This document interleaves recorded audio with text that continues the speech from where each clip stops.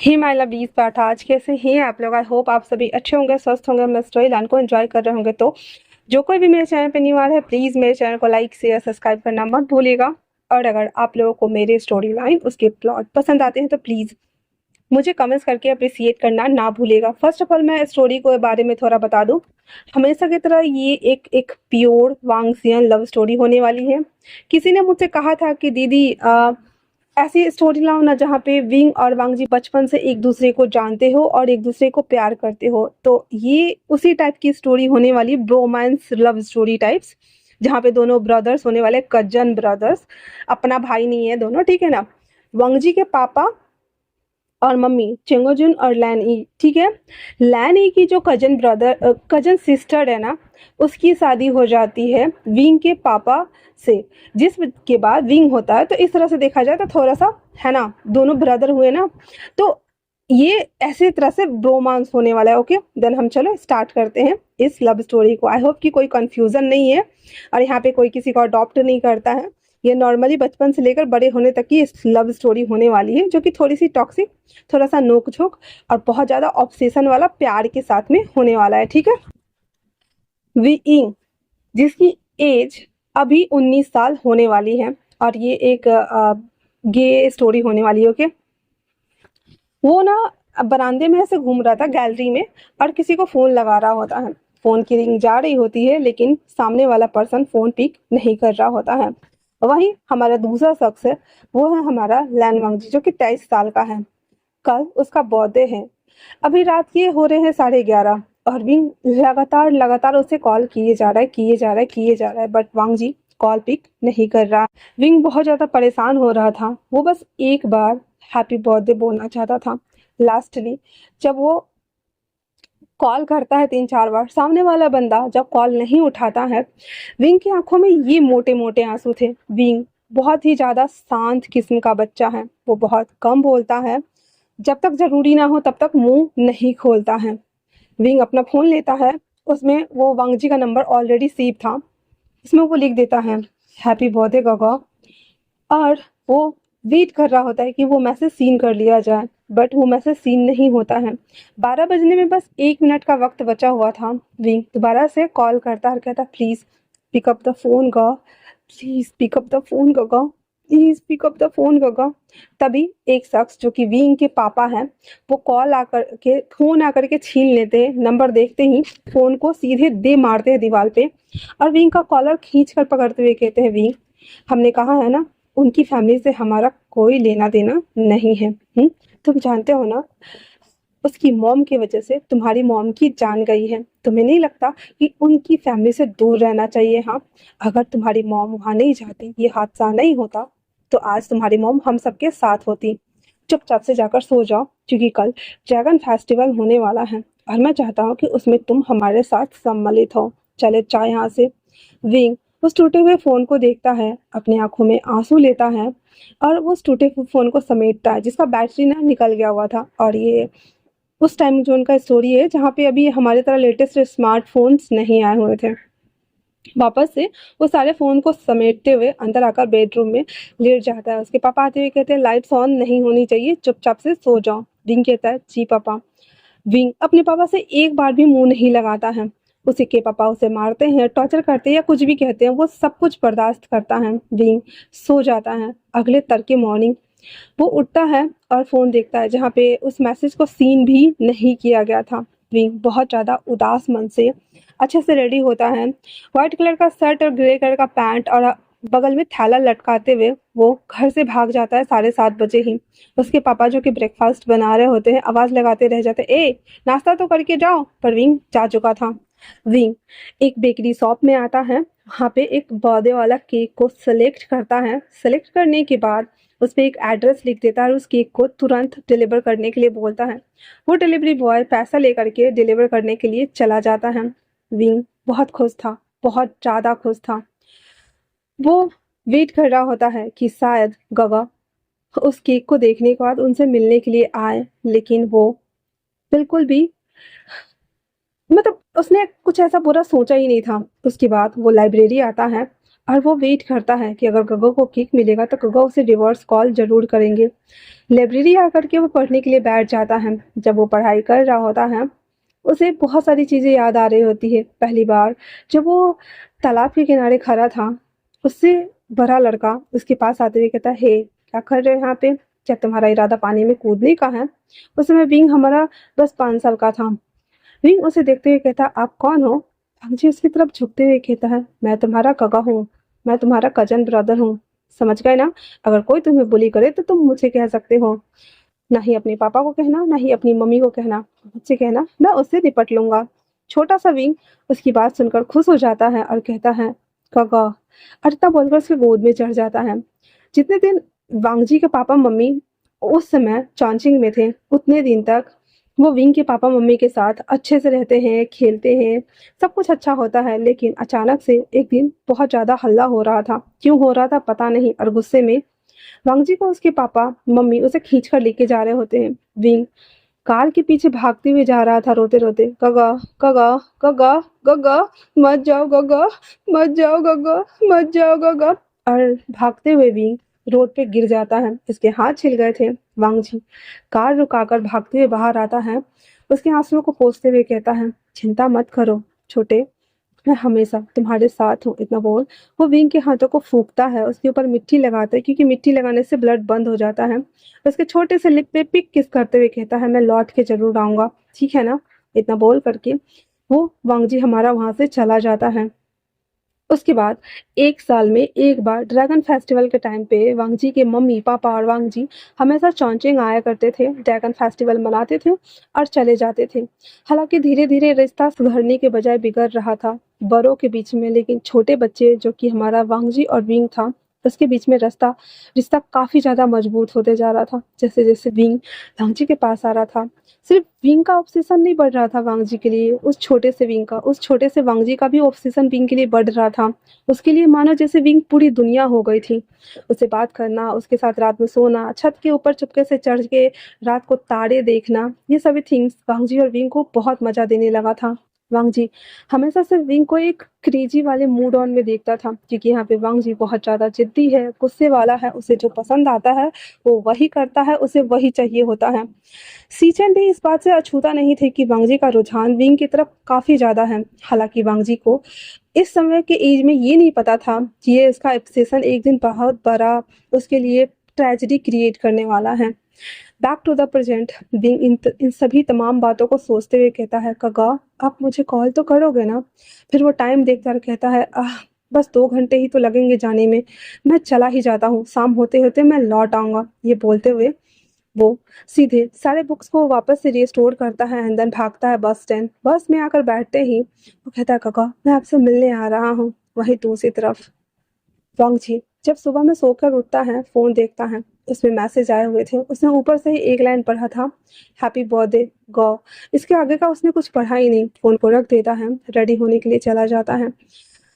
वो cranky Frankie dress where करता है। ड्रेस वेयर करने के साथ ही जैसे बाहर आता है, देखता है कि एक कुरियर वाला डोरबेल बजाया जा रहा था। वो कहता है, ये क्या है? वो कह देता है कि ये चॉन्चिंग से आया है आपके लिए पार्सल। उस पर जैसे ही विंग का नाम देखता है, उसे बहुत तेज गुस्सा आ रहा था और वो कहता है, ठीक है। कुरियर रिसीव करने के बाद उस केक को वो बाहर ही फेंक देता है और वापस से वो वहाँ से बाइक पे बैठकर निकल जाता है। जब वो कॉलेज आता है, वहाँ पे पहले से ही वीन चौ म्याम्या और वैनची बहुत सारे उसके फ्रेंड्स लोग थे जो कि उसे हैप्पी बर्थडे विश कर रहे थे। कितनी सारी लड़कियां तो वांगजी को बुके, रोज, चॉकलेट, बहुत सारी चीजें गिफ्ट्स कर रहे थे, पर वांगजी को खुशी नहीं मिल रही थी। जैसे मानो वांगजी अंदर से अकेला और खोखला था। जब वो 1 घंटा ही मुश्किल से कॉलेज में टिका होगा, वो कहता है, डूड मैं आता हूँ। कहता है, कहाँ जा रहे हो? वांगजी कहता है, ड्रैगन फेस्टिवल देखने के लिए। रेंजर कहता है, हाँ इसका हर साल का है ये, चाहे कुछ भी हो जाए, दुनिया इधर की इधर क्यों ना हो जाओ, पर ये ड्रैगन फेस्टिवल देखना कभी बंद नहीं करता है। इतना बोल वांगजी इस बाइक को लेता है और वो निकल जाता है। वांगजी और विंग बीच रास्ते में एक बार टकराए थे, जहाँ पे वांगजी उस बाइक से जा रहा होता है। हेलमेट होने की वजह से विंग ने नहीं देखा कि उस बाइक पे वांगजी हो सकता है, और वो दोनों क्रॉस कर जाते हैं। मानो डेस्टिनी इन्हें फिलहाल से अभी मिलाना ही ना चाहती हो। वांगजी चॉन्चिंग के लिए निकल चुका था और जो हमारा विंग था वो वांगजी से मिलने के लिए शहर आ गया था। विंग टैक्सी लेता है बस से उतरने के बाद और वांगजी के घर आता है। जब वो वांगजी के घर आता है तो डेयरबेल बजाता है और जब वो रिटर्न जा रहा होता है तो वो देखता है कि उसका भेजा हुआ केक बाहर फेंका हुआ है, जिसे देखने के बाद विंग उसके पास आते हुए उसे उठाता है और कहता है, खगा ने केक फेंक दिया, लेकिन क्यों? क्या खगा मुझसे बात नहीं करना चाहते? खगा, आपने तो कहा था कि चाहे कुछ भी हो जाए आप मेरे साथ हैं। मॉम के जाने के वक्त आपने मुझसे वादा किया था कि आप मेरा ख्याल रखेंगे, लेकिन ये क्या है? क्यों क्यों आपने मेरा केक फेंक दिया खगा? I hate you, I hate you. और इतना बोल हमारा विंग जिस टैक्सी से आया था उस टैक्सी में वापस बैठता है, उस टैक्सी वाले को बोलता है कि सीधे चॉन्चिंग ले चलो। इधर शाम के टाइम हो चुका था। उसके पापा को कैंडल्स वगैरह जलाने थे और ड्रैगन फेस्टिवल का शुभारंभ करना था, जो कि वहाँ के गांव के वो हेड थे।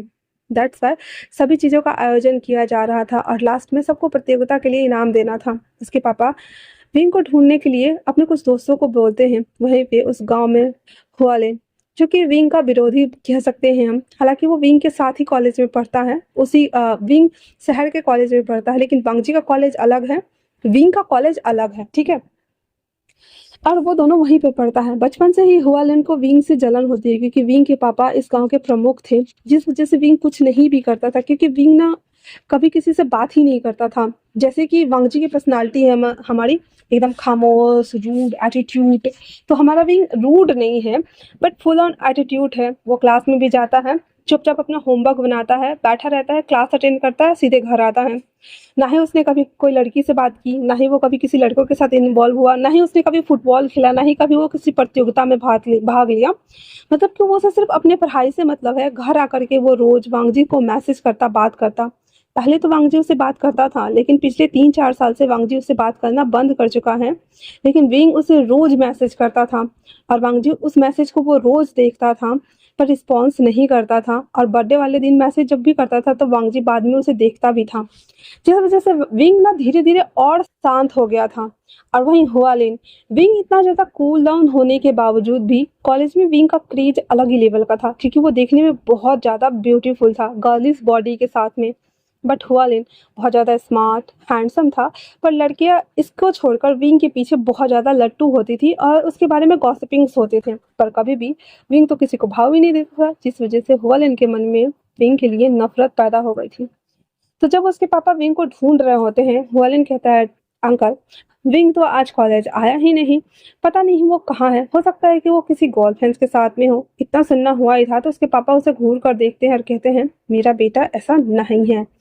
उसके बाद वापस से वो लोग ड्रैगन वाले फेस्टिवल की तैयारी करने लगते हैं। विंग टैक्सी से उतरने के बाद भागते हुए घर आता है, जहाँ पे उसके पापा देखते हैं विंग को भागते हुए। उसके पास आकर पूछते हैं, बाबा आप कहाँ रह गए थे? ये कहता है, डैड वो एक्चुअली में। तभी हुआलिन, जो कि उसे टिच वाली नजरों के साथ में देख रहा था, एकदम मुस्कुराते हुए इविल फेस के साथ में उसके डैडी आते और एक थप्पड़ लगाते हुए कहते हैं, आपको पता था ना आज ड्रैगन फेस्टिवल है? आपको नहीं लगता कि आपकी मॉम नहीं है तो आपको रिस्पॉन्सिबल होना चाहिए? बाकी का काम कौन करेगा? हाँ। विंग का गाल पूरा लाल हो चुका था और विंग कह देता है, जी डैड मैं अभी आया। इतना बोल विंग अंदर जाता है। चाइनीज क्लासिकल ड्रेस होता है, पजामा और कुर्ता टाइप का शर्ट, विंग वो वेयर करता है, ग्रे ग्रे कलर का।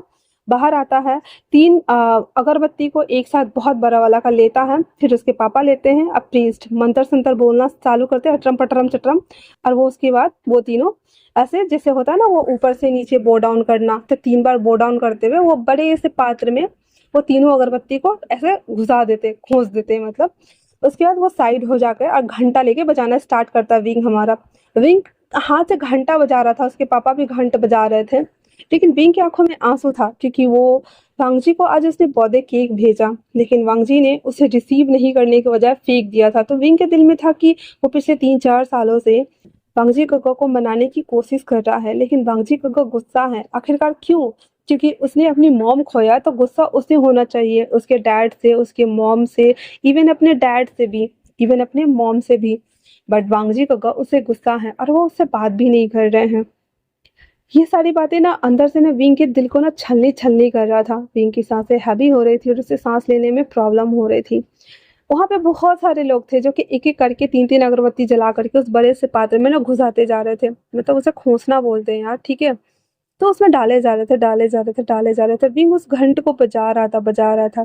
उसके बाद बहुत बड़ा घंट बजाता है जिससे कि वो ड्रैगन मेला आरंभ हो जाता है। उसके पापा कहते हैं, मैं जा रहा हूँ, सब लोगों के साथ फेरी में तुम घाट पे आ जाना। विंग कुछ नहीं बोलता और उस घंट को रखते ही उस अपने सीने पे हाथ रख देता है। विंग, जिसको सांस लेने में बहुत प्रॉब्लम होता है, वो अपने चेस्ट को पकड़े हुए वहां पे बैठा हुआ था और कहता है, काका, आई hate you, I really hate you. आप मेरे साथ ऐसा कैसे कर सकते हैं? आपको पता होना चाहिए कि आपका लिटिल बाबा आपका वेट कर रहा है, बट आप क्यों नहीं आ रहे हो? हाँ, इतना बोल करके वहां पे बैठ जाता। उसे अपने आप को नॉर्मल करना था। फिर उस क्लासिकल ड्रेस को वो उतार देता है, वापस से व्हाइट कलर का शर्ट, व्हाइट कलर का पैंट पहन करके घाट पे चला जाता है जहाँ पे लास्ट में फेरी होने वाला था। वांगची, सॉरी विंग, वहाँ पे आने के बाद जितने भी वहाँ के चाइनीज जो प्रीस्ट थे, उन सब के साथ वो काम हाथ बटाना स्टार्ट करता है। लास्ट वहीं पे था जहाँ पे पूरा फेरी करके आना था। वहाँ पे भी बहुत सारे मोमबत्ती वगैरह को रखवाता है, कैंडल्स रखवाता है, दिए जलाने वाले थे मन्नत के वो रखवाता है, कंदील रखवाता है, और वो सब चीज़ें करवा रहा होता है। जब फेरी के लिए बहुत सारे लोग आ गए हुए थे तो विंग एक साइड हो जाता है। वो फेरी ना बार बार वहाँ पे खड़ा होकर के ड्रैगन का जो होता है वो डांस भी होता है ना, तो वहाँ पे डांस करना वो लोग स्टार्ट कर दिए थे जहाँ पे हजारों लाखों के तादाद में भीड़ जमा हो गई थी। विंग, जिसको भीड़ से बहुत ज़्यादा प्रॉब्लम था, सफोकेशन फील होता था, वो धीरे धीरे करके घाट के नीचे उतरना स्टार्ट कर देता है। विंग धीरे धीरे करके कैसे उतरते उतरते घाट पे सबसे लास्ट सीढ़ी के पास जैसे ही पहुंचने को होता है, वैसे ही उसे सामने वाले पेड़ के पास एक शख्स की छवि दिखाई देती है पानी में, जिसे देखने के बाद विंग के पैर पानी में से उतरते उतरते रुक जाता है और सामने देखता है जहाँ पे वांग जी एक ईविल फेस के साथ में वहां पे खड़ा था। विंग जैसे उस तरफ देखता है, वो ऐसे फटक से ऊपर आता है और उस दिशा में भागना शुरू करता है, पर वांग जी वहां से गायब हो चुका था। वहां पे एक दो लोग नहीं थे, कम से कम लाखों लोग थे। विंग वांग जी को पीछा करते करते एक गलियारे की तरफ भाग आया था। जब वो वहां पे भाग के आता है तो देखता है कि कुछ सिगरेट के टुकड़े गिरे हुए थे, जिसे उठा करके विंग जब इनहेल करता है तो कहता है, ये तो खखा पीते हैं। और इतना बोलकर जब वो स्मेल कर ही रहा होता है कि पीछे से वांग जी उस सिगरेट को छीनते हुए उसके सामने आता है, दीवार पे उसे पिन करता है अपने हाथों से, जैसे कि पूरा आधा हाथ होता है ना, तो उसके चेस्ट पे रखते हुए उसे पिन किए हुए था और उसकी आंखों में देखते हुए कहता है, क्यों? वैसे भी तुम्हारी सांसें 70% लेस है। क्या तुम मरना चाहते हो बाबा? विंग उसे एकदम खामोशी के साथ में देख रहा था। विंग के फेस पे कोई एक्सप्रेशन नहीं था, कुछ इमोशन नहीं था, कुछ भी नहीं था। विंग बस फियरलेसली वांगजी को देख रहा होता है। वांगजी कहता है, ओ, तो मेरा बाबा शांत हो गया है। ठीक है। इतना बोलकर वो सिगरेट जलाता है और पूरा धुआं भरते हुए विंग के मुंह पर फेंक देता है, जिससे कि विंग खांसना शुरू कर देता है। विंग कहता है, हैप्पी बर्थडे काका। वांगजी कहता है, ओह, तो बाबा को मेरा बर्थडे याद था। विंग ना उसके पास आता है, उसके हाथों को हटाते हुए उसे कस के गले लग जाता है, जिसके बाद बांगजी वो बहुत ज्यादा अजीब हो रहा था। वो उसके बैग को स्निफ करते हुए कहता है, मुझसे दूर रहो। विंग कहता है, क्यों? बांगजी कहता है, क्योंकि हम भाई हैं। बट विंग कहता है, हाँ, इसीलिए तो मैं आपके पास आना चाहता हूँ ना। बांगजी कहता है, पर मैं इसके लिए तुम्हारे पास नहीं आना चाहता। मैं बहुत कुछ चाहता हूँ तुमसे। क्या तुम मुझे वो दे पाओगे? विंग कहता है, क्या मतलब आपका? फंगजी कहता है, मेरी मॉम तुम्हारी मॉम दोनों बहन थी। माना तुम्हारे पापा और मेरे पापा में दुश्मनी चल रही है। माना मैंने तुम्हारे पापा को 2 मुक्के के जड़ दिए थे, वो भी तुम्हारे लिए। माना, बट विंग, अब मेरा प्यार परवान चढ़ चुका है और अब मुझे तुम हर हाल में चाहिए। एज अ कजन ब्रदर नहीं, एज अ पार्टनर। क्या तुम मेरे पास मेरे बेड पे मेरे साथ हम बिस्तर होना चाहोगे, जहाँ पे मैं तुम्हें बहुत बुरी तरीके से मसलना चाहता हूँ, तुम्हें छूना चाहता हूँ, तुम्हारे हर एक बॉडी पार्ट को टच करना चाहता हूँ, तुम्हें होल करना चाहता हूँ, तुम्हें चीखते हुए सुनना चाहता हूँ, तुम्हारी बॉडी पे अपनी बाइट्स के साथ साथ अपने सिगरेट्स के निशान बनाना चाहता हूँ। क्या उस दर्द को झेलने के लिए तुम रेडी हो? अब विंग ना ये सब बोलते हुए ना, बांगजी ना विंग को बोलते हुए ना इसके शोल्डर्स के ऊपर अपने फिंगर्स को फिरा रहा होता है। विंग की आंखों में काफी ज्यादा डर था, जिसके बाद वो धक्का देते हुए कहता है, काका, हम दोनों भाई हैं। बांगजी कहता है, एग्जैक्टली, हम दोनों कजन ब्रदर्स हैं, हम दोनों एक मॉम डैड के बच्चे नहीं हैं। तो ये तो पॉसिबल है ना? विंग कहता है बट काका ऐसा कुछ नहीं है। इतना बोल विंग वो उसको वहां से धक्का देकर जैसे ही जाने को होता है, वांग जी उसे पकड़ता है अपनी बाहों में और वो सिगरेट जो पी रहा था विंग के हाथ पे लग जाता है। और वांग जी कहता है आई एम सो सॉरी पापा, मैंने ये जानबूझकर नहीं किया। और इतना बोलते हुए वो जला हुआ सिगरेट जो विंग के हाथ में लग गया था उसी सिगरेट को वांग जी अपने सीने के पास सीधे चिपका देता है। तब तक जब तक कि विंग कुछ बोल ना दे वांग जी लगातार उसे रखे हुए था। 2 मिनट हो चुके थे। ऐसा नहीं था कि वांग जी को दर्द नहीं हो रहा था, पर वांग जी विंग के आंखों में वो दर्द देखना चाहता था कि उसे जब दर्द होगा तो क्या विंग को दर्द होगा। लास्ट में विंग ना डरते हुए उसके हाथ से वो सिगरेट नोच कर फेंकते हुए कहता काका आप क्या पागल हो गए हो, क्या आपको दर्द नहीं हो रहा है? वांग जी पागलों की तरह स्माइल करते हुए कहता है जिस दर्द से मैं गुजर रहा हूँ विंग, उस दर्द के सामने में कुछ नहीं है। जो सपने रात दिन मुझे पागल कर रहे हैं उस दर्द के सामने में ये कुछ भी नहीं है।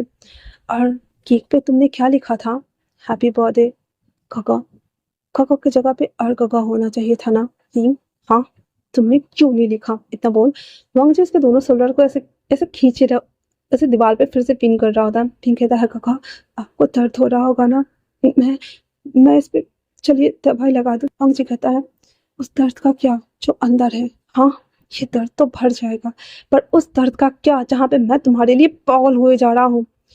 कौन साइको, अगर तुम मुझे नहीं मिले तो मैं पूरी दुनिया में आग लगा दूंगा विंग, पूरी दुनिया में आग लगा दूंगा, याद रखना। इतना बोल वांग जी वापस से विंग के नेक पे बाइट कर देता है और विंग बस चुपचाप अपने हाथों को मुट्ठी को बांधे हुए वहां पे खड़ा था। वांग जी कहता चिल्लाओ डैमिट, मुझे सुनना है।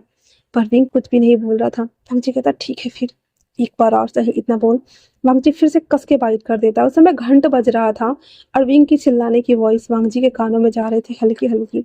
अगल बगल का कोई भी लोग नहीं सुन रहा था क्योंकि मेन रोड से एक एली में वो आया हुआ था और उसको दीवार पे चिपकाए हुए था। वांग जी कहता है I like it, I like it. अब आज से मैं तुम्हारे पीछे हूँ, तुम्हें कोई कुछ नहीं कर सकता, इतना याद रखना। इतना बोल वांग जी उसके फोरहेड पे फ्लेक्स करता हुआ सीधे वहां से चला जाता है। विंग कुछ देर तक तो वही बुद्ध बना खड़ा रह गया था, फिर वो अपने मुंह को बनाने लगता है क्योंकि उसे सच में नेक के पास बहुत दर्द हो रहा था। वो फटाक फटाक से अपने शर्ट को ठीक कर लेता है ताकि उसके ऊपर किसी की नजर ना पड़े, क्योंकि बहुत सारे लोगों की नजर, बहुत सारे सवाल, जिसकी वजह से वो ऊपर के बटन को लगाकर जब वापस से आता है तो वांग जी गायब था। वांग जी ऐसी जगह पे था जहां से वो विंग को देख पा रहा था कि विंग किस तरह से पागलों की तरह उस भीड़ में उसे ढूंढ रहा है, बट विंग वांग जी को नहीं देख पा रहा था। वांग जी कहता है बाबा बहुत जल्द तुम मेरे नीचे होने वाले हो और मैं तुम्हें वैसे ही चिल्लाता हुआ महसूस करने वाला हूँ। मैंने तुम्हारी मॉम से वादा किया था कि मैं तुम्हारा पूरी लाइफ ख्याल रखूंगा। अब वक्त आ गया है उस वादे को पूरा करने का। आई लव यू बाबा। इतना बोलते हुए वांग जी फिर से वो सिगरेट को पीना स्टार्ट कर दिया हुआ था। अब इधर ड्रैगन फेस्टिवल में जब विंग इस तरह से पागलों की तरफ भाग रहा होता है, उसके पापा हाथ खींच कर लाते हुए कहते हैं लास्ट का आरती तुम्हें करना है, चलो यहाँ तुम क्या कर रहे हो। विंग आता है वापस से वो 3 अगरबत्ती को वापस से ले करके जिस तरह से बो डाउन करना होता है वो करके वापस से उसमें खोस देता है, फिर पानी को सबके ऊपर छींटा मारता है, फिर लास्ट में वो मेला एंड हो जाता है। फिर सब अपने अपने मन्नत मांगते हुए कंदल्स को जलाने के लिए अलग अलग साइड में चले जाते हैं। विंग एक कंदल को जलाते हुए कहता है मैं चाहता हूँ कि अर्गगा मेरे साथ पूरी लाइफ रहे, पर इस रिश्ते को क्या नाम दूं मुझे समझ में नहीं आ रहा है, क्योंकि ये एक अनब्रोकन बॉन्ड है जो शायद नहीं टूट सकता, मेरी तरफ से भी और उनके तरफ से भी। हाँ और काका आपने सही कहा, मेरे दिल में काका से कुछ ज़्यादा तो है। क्या वो प्यार है मुझे नहीं पता, और जब तक मुझे पता नहीं चल जाता मैं आपको नहीं बताऊंगा, तब तक आप मेरे काका ही रहने वाले हैं। इतना बोलकर उस कैंडल को जैसे उठाता है वांग जी उसके पीछे खड़ा होकर के एकदम बॉडी से बॉडी उसके चिपकाए हुए इस कैंडल को उठाते हुए कहता है बाबा इसमें क्या मैं था। विंग जब ये वॉइस सुनता है तो पीछे मुड़ने को होता है तो वांग जी कहता है आगे देखो पीछे मत देखो और बस मुझे हाँ और ना बोलो। विंग कह देता है हाँ आप थे। वांग जी स्माइल करते हुए कहता है गुड जॉब। फिर वो मन्नत मांगता है और उस कंतल को उड़ा देता है। उसके बाद वांग जी फिर से उस भीड़ में गायब हो गया था। विंग को लगा जैसे कि ये सपना है, पर वो जब देखता है कि वांग जी उस भीड़ में धीरे धीरे करके गायब हो रहा है, विंग बढ़ते हुए जा रहा होता है, तभी वहां पे हुआलिन आते हुए कहता है क्या बात है? आजकल तुम्हारे कुछ ज़्यादा ही चर्चे हो रहे हैं। तुम्हें नहीं लगता कि तुम्हें अपने इस ओहदे का गलत फ़ायदा नहीं उठाना चाहिए? विंग उसे देखते हुए कहता, क्या बकवास कर रहे हो? हुआलैंड कहता है, देखो, वो लड़की तुम पे मरती है, ज़ाई, और मैं नहीं चाहता कि ई तुम्हारे पीछे इस तरह से पागल हो, क्योंकि ई को मैं बहुत पसंद करता हूँ। विंग कहता है, और मैं उसे पसंद नहीं करता हूँ। ये तुम्हारा प्रॉब्लम है कि तुम उसे कैसे अपने रास्ते में लेकर आओगे। अगर वो मेरे रास्ते में आएगी तो वो मुँह की खाएगी। इतना बोलते हुए विंग उसे हटाने को होता है। हुआलैंड कहता है, अगर इस भीड़ में मैं तुम्हें पकड़ के कहीं साइड में ले जाऊँ, तुम्हें मारूँ तो कैसा लगेगा? हाँ? विंग कहता है, शराब, और अगर तुमने मुझे टच भी किया ना तो कोई है जो तुम्हें मार डालेगा। हॉलन कहता, क्या मजाक चल रहा है? इतना बोलकर वो लोग जबरदस्ती ना विंग के मुंह में कपड़ा डाल के ठूस के उसको पकड़ के फिर से एक एली में लेकर आते हैं। और वो लोग भूल गए थे कि एक टीले पे वांगजी बैठ करके विंग को ही घूरे जा रहा है कब से, जो कि उसकी हर चौकस निगाहें सिर्फ और सिर्फ अपने बाबाओं के ऊपर है। जब वांगजी देखता है विंग को उससे पकड़ के खींचते खींचते लेके जा रहा है, विंग ने ऐसे छटपटाते हुए अपने बाबा को कर रहा होता है, पर उसके बाबा जो कि सबसे बात करने में लगे हुए थे, उन्हें पता ही नहीं चला कि विंग को वो लोग लेके चले गए। वांगजी कहता है, इन लोगों को मरना है क्या? हाँ? इतना बोल करके वांगजी उतर जाता है और वो लोग उसे लेकर के एक एली था जहाँ पे चौराहा बोल सकते हैं हम, वहाँ पे ला करके उसको खड़ा कर देता है और कहता है, हम तुम्हें मारे तो? इतना बोलकर हुआलिन उसके ऐसे ना पेट में घूंसा मारता है। फिर उसके फेस पे ना जैसे ऐसे मारने को होता है, वांगजी बीच में आ जाता है और उसके हाथ को पकड़े हुए उसे घूर के देख रहा होता है। हुआलिन कहता है, अब तुम कौन हो? हाँ, तुम्हें मरना है क्या? पर वांगजी बिना कुछ बोले हुआलिन का नाक तोड़ देता है, उसके हाथ को मरोड़ देता है और जितने भी बंदे थे ना उन सबको कूट देता है और कहता है, तुम सबकी हिम्मत कैसे हुई मेरे बाबा को हाथ लगाने की? हाँ, ये मेरा है, मेरे अलावा इसे कोई प्यार नहीं कर सकता, कोई टॉर्चर नहीं कर सकता, कोई छू नहीं सकता। हाँ, कैसे छुआ तुम लोगों ने? आइंदा से अगर मेरे बाबा को किसी ने भी टच किया ना, I will kill them all of you bastard. इतना बोल वो विंग के मुंह से वो कपड़ा निकालता है जहाँ पे विंग को सांस लेने में बहुत प्रॉब्लम है, तो वो इतना बुरी तरीके से खांसने लगता है कि खांसते खांसते बेहोश हो जाता है। वांगजी उसे अपने पीठ पर ले करके थोड़ा देर आता है, एक जगह उसे बिठाते हुए कहता है, बाबाओ बाबाओ बाबाओ। पर विंग ऑलमोस्ट बेहोश होने के कगार पे था। वांगजी कहता है, नहीं नहीं नहीं नहीं नहीं। इतना बोलकर उसके चेस्ट के बटन को खोलता है और उसे प्रेस करते हुए उसे ऐसे ना होश मिलाने की कोशिश कर रहा था। फिर वांगजी कहता, आई एम सो सॉरी, पर मैं इस तरह से फर्स्ट किस लेना नहीं चाहता था बाबा। इतना बोले उसके नोज को बंद करता है, मुंह को ओपन करता है, मुंह में हवा भरना स्टार्ट करता है और सीपीआर देना स्टार्ट करता है। 5 मिनट तक वांगजी लगातार ऐसे हवा दे रहा था उसके मुंह में और अपने मन में कर रहा था, प्लीज होश में आओ, प्लीज होश में आओ, हॉस्पिटल ले जाना पड़ेगा तुम्हें, होश में आओ डैमिड। थोड़ी देर बाद विंग होश में आते हुए कहता है, खगा खगा खगा। वांगजी उसे गले लगा लेता और कहता, तुमने मेरी जान निकाल दी। क्या तुम छोटे बच्चे हो? अब तुम 19 साल के होने वाले हो, फिर भी अपना सेफ ठीक तुम्हें कैसे रहना है तुम्हें नहीं आता है क्या? हाँ? फिर उसे देखते हुए स्माइल करते हुए कहता है, आप हो ना? वांगजी उसका काल खींचते हुए कहता है, सब दिन छोटा बच्चा ही रहना है तुम्हें? हाँ, उठो और घर जाओ। फिर कहता है, आप नहीं जा रहे हो क्या? वांगजी कहता है, मैं नहीं जा रहा हूँ, और हाँ, तुम्हारे इस साल की पढ़ाई खत्म होने के बाद अगर तुम मेरे कॉलेज में आना चाहो तो आ सकते हो। अरविंद का ना ये लास्ट ईयर था ये सब्जेक्ट को लेकर के, तो वो कहता है, हाँ मैं आ जाऊँगा। वांगजी उसके बालों को रफल करते हुए कहता है, ठीक है। इतना बोल करके वांगजी कहता है, मैं चाह रहा हूँ, चलो मैं तुम्हें घर छोड़ दूँ। इतना बोलने के साथ ही वांगजी विंग को घर तक लेकर के आता है और कहता है, जाओ। और वो खड़ा था, विंग 2 कदम चला ही होगा कि पीछे भाग कर आता और वांगजी को गले लगते हुए कहता है, आई मिस यू कका, मुझे लगा नहीं था कि आज मैं आपसे मिल पाऊंगा। मुझे लगा शायद ये चौथा साल है जहाँ पे मैं आपको नहीं देखूंगा। वांगजी अपने मन में कहता है, मैं भी यही सोच रहा था कि मैं तुम्हारे सामने ना आऊं, पर अपने जज्बातों को, अपने इमोशन को मैं काबू नहीं कर सकता हूँ। फिर वो विंग से कहता है, बस करो, जाओ अभी, इससे पहले कि तुम्हारा वो पापा देखे, तुम्हें बुली करे। विंग कहता है, फिर वो चला जाता है। वांगजी तब तक वहां खड़ा था जब तक कि विंग अंदर नहीं चला जाता है। उसके बाद विंग अपने बेड पर आकर के खुश था, मुस्कुरा रहा था, क्योंकि कल रात को वो उसका फ़ोन भी टूट गया, अपने पापा से डांट भी सुना, सुबह थप्पड़ भी खाया, पर लास्टली उसे उसकी हैप्पीनेस मिल गई।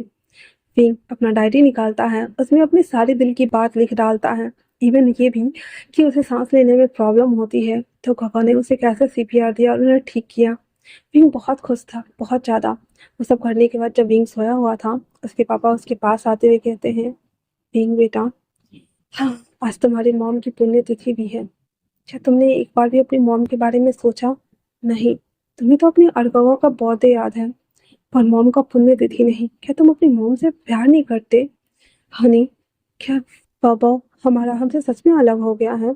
जबकि विंग ऐसा नहीं था। वो सुबह उठने के साथ ही जब प्रे कर रहा होता है, उसकी आंखों में जो आंसू था वो अपनी मॉम के लिए ही प्रे कर रहा था। लेकिन वो अपने डैड से अपने दिल की बात कहता ही नहीं था, क्योंकि उसके डैड उसकी बात समझते ही नहीं थे। उसके डैड जाते ही विंग की आंखों में आंसू था और कहता है, डैड ऐसा नहीं है। जब ड्रैगन फेस्टिवल स्टार्ट हुआ तब मॉम के आत्मा को शांति के लिए मैंने प्रे किया था डैड। इतना बोलकर विंग सो जाता है। अब कुछ दिन बाद विंग का एग्जाम होने वाला था और विंग अपने पढ़ाई में लगा हुआ था। होवलिन को जहाँ पे वांगजी ने मार पीट के उसका नाक मुंह सुजा दिया हुआ था, बेचारा 8 दिन के लिए वो कॉलेज से गायब था और सीधे एग्जाम में अपेयर होता है। वो लोग एग्जाम देते हैं और एग्जाम का रिजल्ट आने का वेट करता है। जब एग्जाम का रिजल्ट आ जाता है तो विंग बहुत खुश था।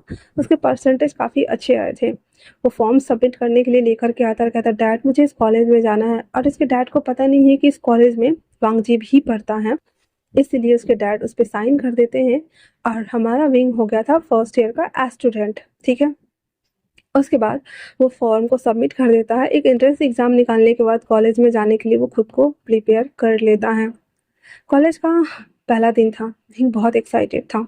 अपने घर से उसे कॉलेज जाने में 1.5 घंटा से पौने 2 घंटे लगने वाले थे, इसलिए विंग को जल्दी ही सुबह में निकलना होता था। विंग मॉर्निंग में तड़के तड़के उठता है, ठंडे ठंडे पानी से नहाता है। उसके पापा को पता था कि विंग को कॉलेज जाना है, इसीलिए उसके पापा जल्दी जल्दी से उसके लिए ब्रेकफास्ट और टिफिन पैक कर देते हैं, जिसके बाद विंग कॉलेज के लिए निकल जाता है।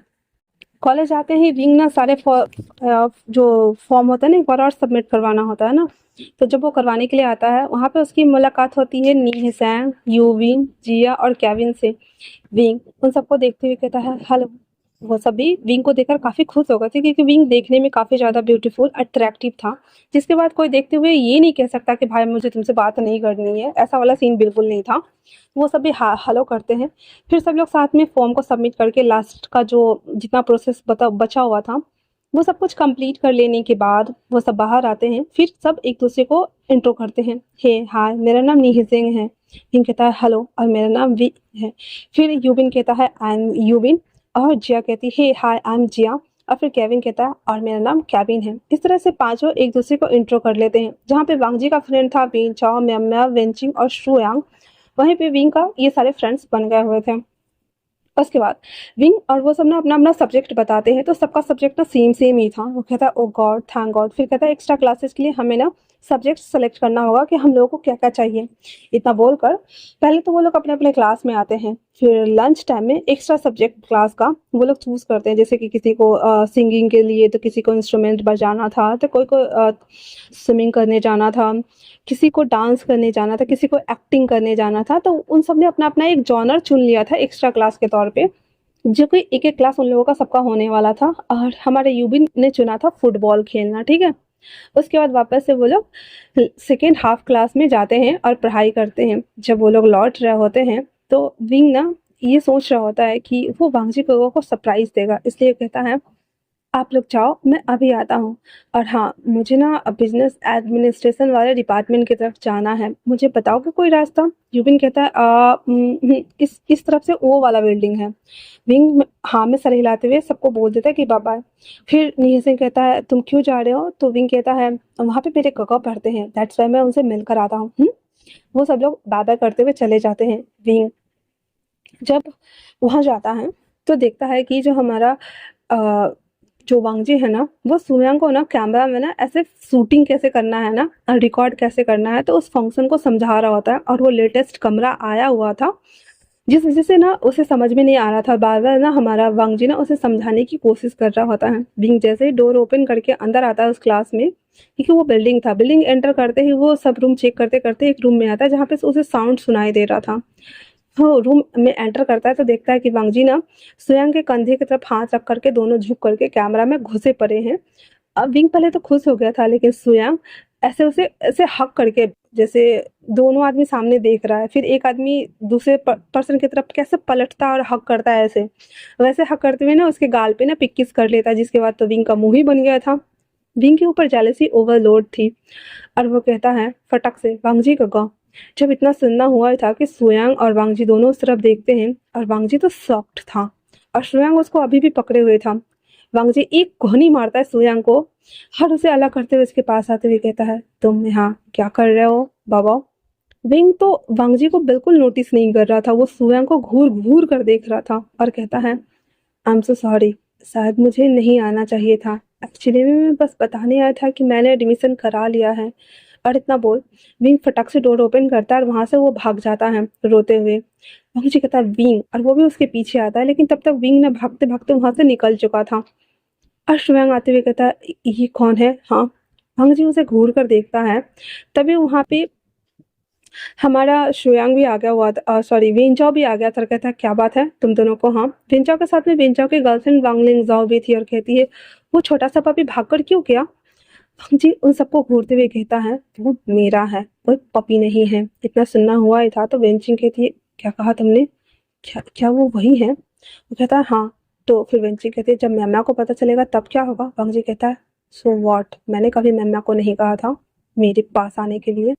इतना बोल वांगजी ना विंग के ढूंढने के लिए अपना शर्ट लेता है और चला जाता है और सुया कहता है, सेठ यार ये सब कुछ मेरे वजह से हो गया। तो वेंचिंग कहता, क्या हुआ? कहता है, एक्चुअली में मैंने उसे हक कर लिया था और पिक किस भी कर लिया था, कहीं वो गलत ना समझ ले। तो वो कहता है, वो समझा देगा। इतना बोलकर वो लोग उसे देख रहे होते हैं और सोच रहे होते हैं कि मैमा को फिलहाल से पता ना चले, दैट्स वाई, है ना, वो तो बवाल ही कर देगी। वहीं दूसरी तरफ विंग रोते हुए बस में बैठ चुका था और वो अपने घर के लिए निकल चुका था। रोते रोते अपने आंसुओं को पोंछते हुए कहता है, क्या विंग का मुझे पसंद नहीं करते हैं इसलिए उन्होंने ऐसा किया? अगर अगर वो मुझे पसंद करते तो उन्हें इस तरह से। अरविंग ना अपनी ही सवालों जवाबों में फंसा हुआ था क्योंकि उसने सोचा था कि वो पहले फील करेगा कि क्या सच में उनके दिल में उसके लिए फीलिंग है, जो कि वांग जिगो को कॉन्फेस करके गए थे। और अभी विंग को जेलसी से ओवरलोड फील हो रहा था, जलकुकड़ा बन के हमारा रो रहा था विंग। और वो रोते हुए कहता है, फॉरगॉट इट, मुझे नहीं सोचना उनके बारे में, क्या ही फर्क पड़ता है, इतने टाइम तक तो मैं उनके पास भी नहीं रहता हूँ, तो कोई ना कोई तो होगी ही ना। मैं ऐसा क्यों सोच रहा हूँ कि वो मेरे बारे में सोचेंगे? मैं पागल हूँ एक नंबर का। इतना बोलते हुए हमारा विंग फिर रो रहा होता है उस बस में और वो वहां से चला गया हुआ था। वांग जी बस स्टॉप तक आता है विंग को ढूंढने के लिए, लेकिन उसे पता है कि वो भागते हुए आया है तो वो घर चला गया था। वांग जी कहता है, अब जब तुम यहाँ आ ही गए हो तो हमारा मिलना तो हो ही जाएगा विंग, चिंता मत करो तुम, मैं सब संभाल लूंगा और मैं तुमसे बाद में बात करता हूँ। तब बोल वो वापस से कॉलेज आता है, बाइक उठाता है और अपने घर के लिए चला जाता है। 3 दिन बाद विंग का क्लास ना 2 दिन के गैपिंग पे होता था, दैट्स वाई वो तीसरे दिन जब कॉलेज आता है ना तो वो सीधे कॉलेज आता है और वापस से अपने क्लास में आके बैठा हुआ था मुंह फुला करके। तो जिया उसके पास आते हुए कहती, हे क्या हुआ तुम्हें? हाँ, कहता है, नथिंग, कुछ भी नहीं हुआ है। फिर सभी टीचर्स आकर कहते हैं कि अभी वाला क्लास ऑफ होने वाला है तो आप लोग रहने दीजिए, अब फ्रेशर्स लोगों को पार्टी दिया जा रहा है तो प्रॉप्स लाना है और उन्हें कलेक्ट करके डिज़ाइंस बनाने हैं, तो आप लोग सब चलिए मैं लेके जाता हूँ। और वो लोगों को लाता है एक जगह जो हॉलवे एरिया था वहाँ पे, और सभी जूनियर्स को वहाँ पे काम पे लगा दिया गया था और कुछ फ्रेशर्स को सबको काम पे पकड़ा दिया गया था। बिंग, जिया, केविन, ह्यूबिन सब ना वहाँ पे काम कर रहे होते हैं। तभी नीही सेंग आते हुए कहता है, हे ये कुछ खाना है जो कि हमारे सीनियर्स ने मंगवाए हैं, उन्हें देकर आओगे क्या? बिंग कहता, मैं नहीं जाऊँगा। ह्यूबिन तो नीही सिंह कहता, अरे यार ह्यूबिन तू भी साथ में जाना। इतना बोलकर उसे बुलाता और कहता, ये लो, ये इस डिपार्टमेंट में जाएगा, ये इस डिपार्टमेंट में जाएगा और ये इस डिपार्टमेंट में जाएगा। 3 डिपार्टमेंट का था और तीनों डिपार्टमेंट को दे करके और जो हमारा नीही सिंह था वो काम करने के लिए वापस से आगे बढ़ गया था। उसके बाद हमारा जो वांगजी था, विंग था ना, पहले वो कॉमर्स वालों को दे के आता है, फिर आर्किटेक्ट वालों को दे करके आता है और लास्ट में बच गया था बिजनेस एडमिनिस्ट्रेशन। तो विंग कहता है कि ये तुम लेकर के जाओ ना। ह्यूमन कहता है, मैं अकेले नहीं जाऊंगा, वहाँ पे बहुत सारे हैं, देखो कितने सारे बॉक्सेज हैं, मैं नहीं जा रहा। इतना बोलकर उसको खींचते खींचते लाता है जहाँ पे विंग ये सभी चीज़ों को देने के लिए जैसे आता है तो देखता है कि वांगजी जो है ना वो वेंचिंग को ऐसे कमर से पकड़कर उसे झुकना सिखा रही होती है, क्योंकि वो सब ना एक्सरसाइज कर रहे होते हैं वहाँ पे और वो लोग बाहर जा करके उन सबके सामने में एक ट्रेनिंग देने वाले होते हैं और बॉडी फिल्टर अप करने के लिए उन लोगों को अलग अलग पार्ट में जाना था। पर वेंचिंग ने पूछा था कि ये वाला एक्सरसाइज कैसे करते हैं जिससे कमर पतली हो, तो भांगजी उसको पकड़ के बता रहा होता है। विंग जब ये देखता है कि उस दिन वो लड़का अभी की ये लड़की, विंग का तो मुंह ही बन गया था, मतलब पूरा मुंह ना उसका एकदम काला पड़ गया था। तो हमारा यूबिन कहता है, विंग सबको पैकेट दो ना। वो कहता है, मुझे नहीं देना, तुम ही दे दो। इतना बोलकर वो जैसे ही जाने को होता है, वांग जी एकदम चिल्लाते हुए कहता है, ठहरो। विंग, उसके पैर ना ऐसे रुक गए थे गेट के पास और हाथ क्लचर पे ऐसे फंसा हुआ था। वांग जी सबको ऐसे स्पॉश करता है। यूबिन तो डर ही गया था। वांग जी धीरे धीरे करके विंग के पास आता है और कहता है, मेरी तरफ मुड़ो। विंग, जो कि नहीं सुन रहा था, वांग जी चिल्लाते हुए कहता, मैंने कहा मेरी तरफ देखो। विंग उसकी तरफ धीरे धीरे मुड़ता है। वांग जी और धीरे धीरे उसकी तरफ बढ़ रहा होता है। विंग, जो कि अब लगभग ना डोर से लगने ही वाला था, वांग जी उसके कान में धीरे से कहता है, क्यों हुआ? जेलसी हो रही है? हाँ, तुम्हें समझ में नहीं आ रहा है? मुझसे एक बार बात तो करनी चाहिए थी ना। किस बात का गुस्सा है? हाँ। और वो इतना धीरे बोल रहा था कि सिर्फ बिंग को सुनाई दे रहा था और किसी को भी नहीं। और सब लोग को ये सिचुएशन ना हवा वाला लग रहा था। यूबिन के तो प्राण ही उड़ गए हुए थे। और वो कहता, सर ये डब्बा आप सबके लिए है। वांग जी विंग की तरफ आंखों में देख रहा होता है, जो कि विंग उसे घूर कर देख रहा था। वांग जी धीरे धीरे करके विंग के जो हाथ क्लचर पे लगे हुए थे उसकी तरफ पीछे पीछे झुकते हुए उसके हाथ को पकड़ते हुए उसे अपने करीब करता है। विंग का बेली बटन और चेस्ट एरिया वांग जी के चेस्ट से पोक हो रहा था। वांग जी वापस उसके कानों में कहता है, बी अवेयर, क्योंकि अगर तुमने ऐसे ही किया तो मैं तुम्हारे लिप्स को बाइट कर लूंगा। विंग विंग एकदम उसे धक्का देता है, देन डोर खोल के भाग जाता है। वांग जी बस घूर कर उसे देख रहा होता है। यूबिन वो पैकेट को वहीं पटकता है और वो भी लंक लेके भागता है। वेंचिंग आते हुए कहती है, हे आर यू ऑल राइट? वांग जी कहता है, सब ठीक है। तभी मैम आते हुए कहती है, वो लड़का कौन था वांग जी? वांग जी उसे कुछ भी नहीं कहता है और उस पैकेट को देखता है एंड देन खाना स्टार्ट कर देता है और कहता, गाइस सारे पैकेट ले लो।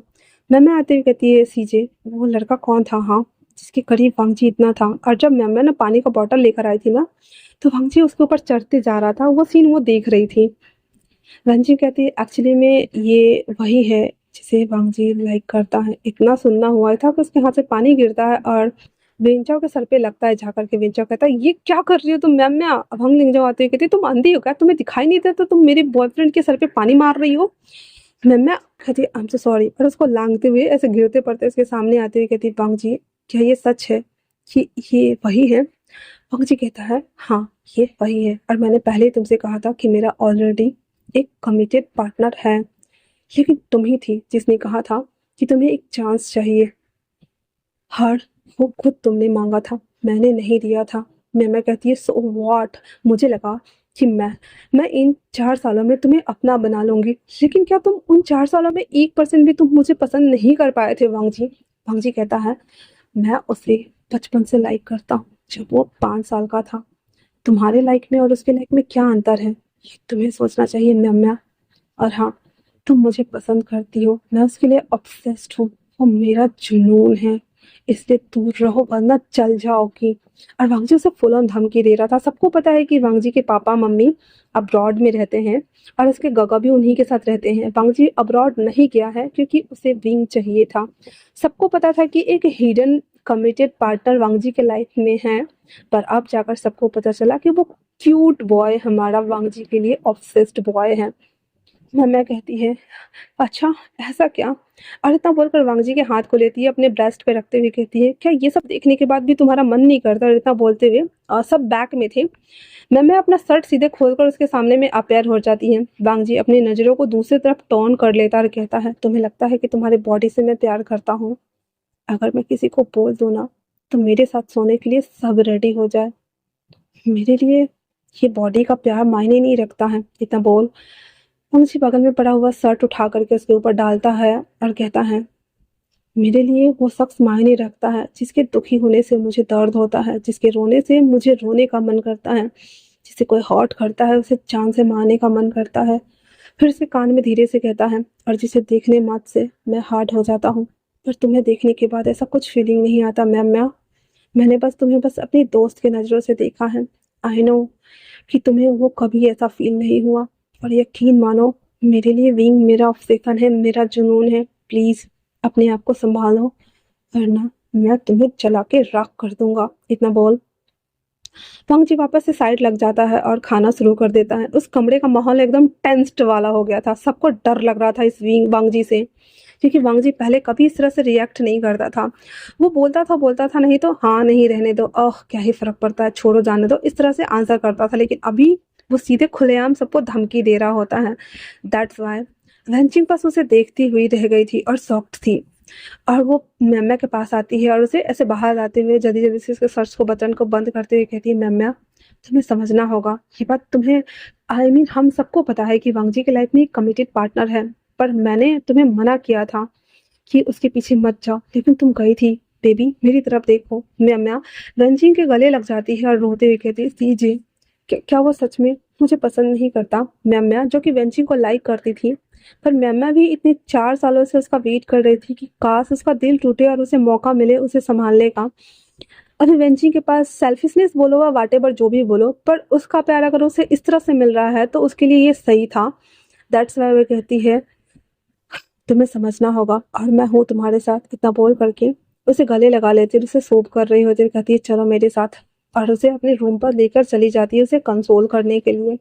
वहीं दूसरी तरफ वांग जी बार बार सोच रहा होता है कि अभी तक विंग ने मुझे 2 बार देखा और दोनों टाइम वो मिसअंडरस्टूड कर चुका है मुझे। इसका कुछ ना कुछ तो करना ही पड़ेगा। वहीं दूसरी तरफ हमारा विंग जो कि इतने ज़्यादा सदमे में था, इतने ज़्यादा सदमे में था कि वो वापस से उस फ्रेशर्स वाले पार्टी में आया ही नहीं था। वो भागते हुए एक पेड़ के नीचे आकर बैठ गया था और आकर के बैठ के फूट-फूट के रोने लगा था और कहता है, "साक्षी कक्का, आपको मुझे छोड़कर सब पसंद आती है क्या? उस लड़की के साथ में, और आज इस लड़की के साथ में आप सबके साथ फ्लर्ट करते रहते हो क्या?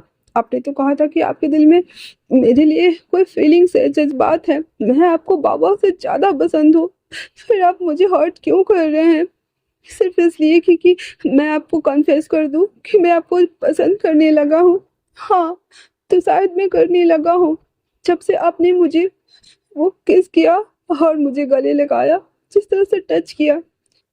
इससे पहले मैं सच में आपको गगा मानता था, लेकिन अब मुझे वो सीन बार-बार याद आते हैं, हर बार याद आते हैं, और मेरी रूह काँप जाती है। गगा, I miss you, I miss you, I miss you, I hate you गगा, आई हेट यू।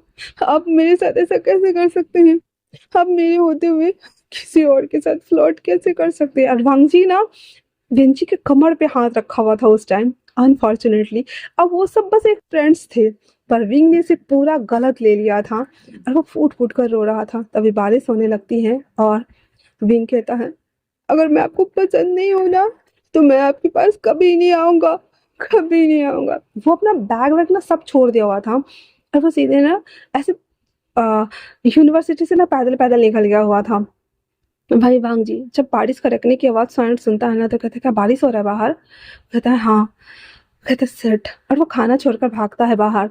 तो सब कहते हैं, "इसे क्या हुआ?" वांग जी कहता है, "विंग, मुझे पता है तुम्हें बिजली से बहुत ज़्यादा डर लगता है। वैसे भी यूनिवर्सिटी में फ्रेशर्स फेस्टिवल्स होने वाले हैं और तुम्हारा क्लास नहीं होगा, मैं जानता हूँ।" उसे ढूँढने के लिए वहाँ आता है, लेकिन वहाँ पे विंग नहीं था। उसके सारे दोस्त थे, पर अभी फ़िलहाल किसी को नहीं जानता था। वो जिया के पास आते ही कहता है, "हे, क्या तुमने इस लड़के को देखा है?" जिया कहती है, "ओह! ये हमारे साथ पढ़ता है, इसका नाम विंग है। वो तो सभी सीनियर्स को खाना देने गया था पैकेट वाला। अभी तक तो आया नहीं है।" हम जी पागलों की तरह सब ढूँढ रहा था। विंग के नंबर पे कॉल ट्राई करने की कोशिश कर रहा था और विंग के पास बटन वाला फ़ोन था, वांग जी के पास स्मार्टफ़ोन था, ठीक है? विंग ना फ़ोन भी नहीं उठा रहा था और वो ऐसे भागते हुए जा रहा होता है। अचानक से वो किसी से टकरा जाता है। तो वो उसे कहता है, "देख के नहीं चल सकते क्या?" फिर वो कहता है, सॉरी, सॉरी।" फिर उसे पूछता है कि, "क्या आपने इसे किसी कहीं देखा है?" और वो ना पेंट्री कार वाला था जो खाना लेकर आता है। वो कहता है, "हाँ, ये बच्चा अभी इस तरफ गया है।" वांग जी कहता है, "विंग, तुम कहाँ हो?" और वो भी यूनिवर्सिटी के बाहर जाना स्टार्ट कर देता है। विंग जो कि धीरे-धीरे चलते हुए यूनिवर्सिटी के बाहर अब मेन रोड पे आ गया हुआ था और वो बस चलते जा रहा था। उसे बिल्कुल भी नहीं पता था कि वो कब बीच रोड पे आ गया है। बारिश होने की वजह से उधर से भी कार आ रही थी, इधर से भी कार आ रही थी। वांगजी जब ये देखता है कि विंग बेसुध होकर रोड पे भागे जा रहा है, वो चिल्लाते हुए कहता है, "विंग!" और विंग को तो जैसे सदमा ही लग गया था वो सीन देखने के बाद। वो बार-बार उसी रिपीटेड वे में पैटर्न में सोचे जा रहा था कि वांगजी गगा पहले उस लड़की के साथ थे, उस लड़की के साथ थे। मतलब साफ है कि वो मुझे पसंद नहीं करते। और दिमाग में उसने ना अपनी खिचड़ी बना ली हुई थी। नहीं, इसमें मिर्ची भी डालना है, फ़ोरन भी डालना है, हल्दी, मिर्ची सब डालना है मेरे को। इतना सोचे जा रहा था वो, इतना सोचे जा रहा था, बचाओ यार। तो वो सोचे जा रहा था, बीच रोटी को क्रॉस करे जा रहा था वांग जी। उसके पास भागते हुए जाता है, उसे खींचते हुए जेब्रा क्रॉसिंग पर लेकर उसे गिर जाता है। पांग जी का हाथ पूरा छिल गया था, पर उसे अपने घाव की परवाह नहीं थी। उसने विंग को अपने ऊपर गिराया हुआ था। विंग उसके ऊपर बम्प अप होते हुए जब उसे होश में आता है तो देखता है वो किसी के ऊपर गिरा हुआ है। जब अपनी नजरों को ऊपर करता है तो कहता है, वांग जी और गगा। और वांग जी ना पहली बार उसके मुंह से अर गगा सुन रहा था, क्योंकि वांग जी नॉर्मली विंग के मुंह से गगा गगा ही सुन रहा था बचपन से, और वांग जी विंग को बाबा बुलाता था। वांग जी उसे खींचते हुए साइड लाता है और उससे चिल्लाते हुए कहता है, क्या तुम पागल हो, मरना चाहते हैं? हाँ, क्यों, रोड पे क्या करने गए थे? यूनिवर्सिटी से बाहर आने के लिए किसने कहा था? और तुम्हारा बैच आईडी कार्ड कहाँ है, बोलो मुझे, और तुम्हारा बैग कहाँ है? हाँ। और उसको खींच रहा था कॉलर से। विंग ने कहता है, आप मुझसे हेट करते हो ना, क्योंकि मैंने आपको रिप्लाई नहीं किया था। आपको पता था कि मैं आपसे मिलने आऊंगा, इसलिए आप किसी और के साथ थे ना? वांग जी कहता है, व्हाट, क्या क्या क्या कह क्या रहा हो तुम? हाँ। फिर कहता है, हाँ, वो बहुत खूबसूरत है ना, मुझसे भी ज्यादा, और मैंने तो आपसे कुछ कहा भी नहीं, तो अच्छा है ना, आप उसके साथ रह सकते हो। वांग जी कहता है, shut up, just shut up, और मेरे साथ चलो। उसे खींचते हुए अंदर लेकर आता है और उसे एक मतलब बोल सकते हैं कि कोई ऐसा ही अपार्टमेंट बिल्डिंग था जो कि खाली था।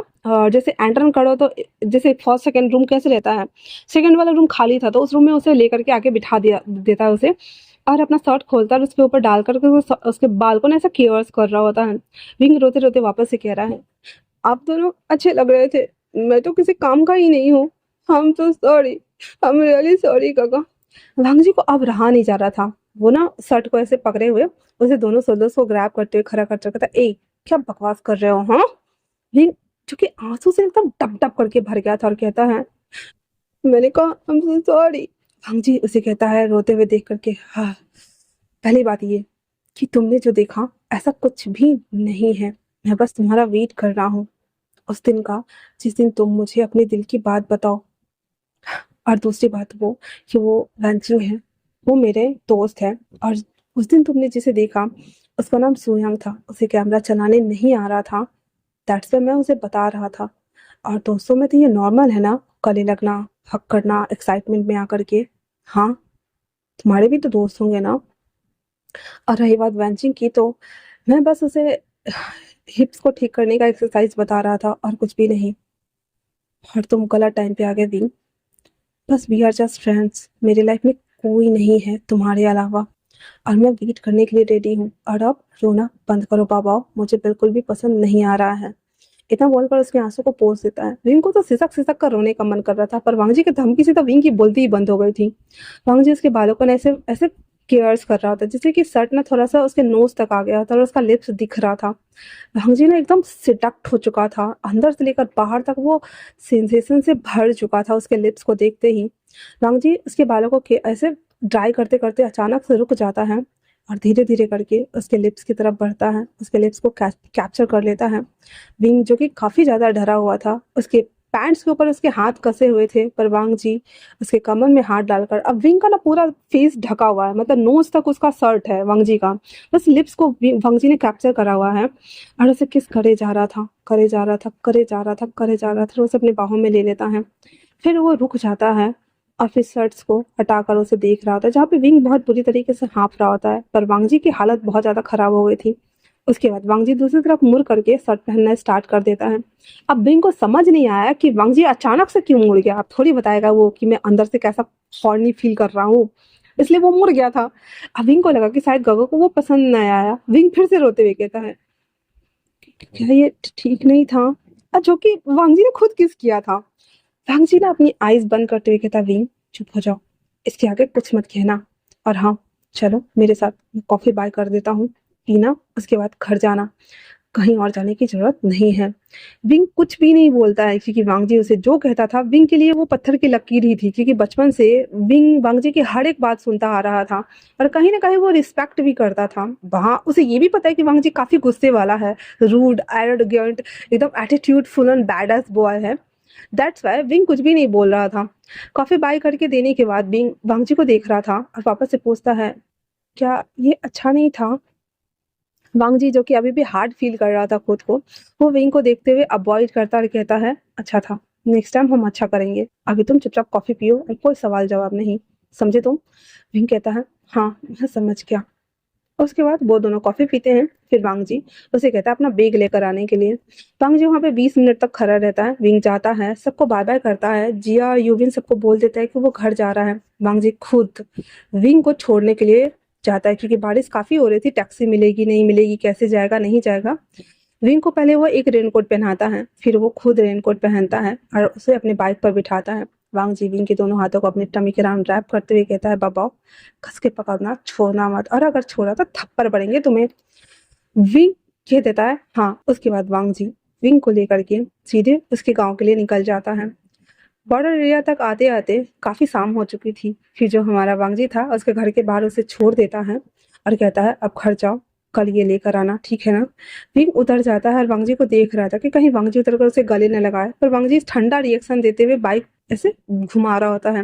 विंग समझ गया था वांगजी नहीं उतरेगा, प्यार से उसे गले भी नहीं लगाएगा और वो कुछ ज्यादा ही सोच रहा है, इसलिए कहता है काका कल मेरा कॉलेज छुट्टी है, परसों क्लास है। वांग जी कह देता है ठीक है परसों मिलते हैं, इतना बोल वांग जी वहां से सीधे चला जाता है। उसके जाने के बाद उसके डैड बाहर आते हैं जहाँ पे विंग खड़ा था। उसके पापा आते ही कहते कौन था वो? विंग झूठ बोलते हुए कह देता है कि उसका दोस्त है जो कि कॉलेज में बना है। तो उसके पापा उस समय उसे कुछ तो नहीं कहते, लेकिन उसके पापा उसे घूर कर देख रहे होते हैं और कहते ठीक है अंदर जाओ, और कहते हैं अब तुम बड़े हो गए हो, तुम पे नजर रखना तो पड़ेगा ना। इतना बोल करके उसके पापा सिर्फ उसे जाते हुए देख रहे होते हैं।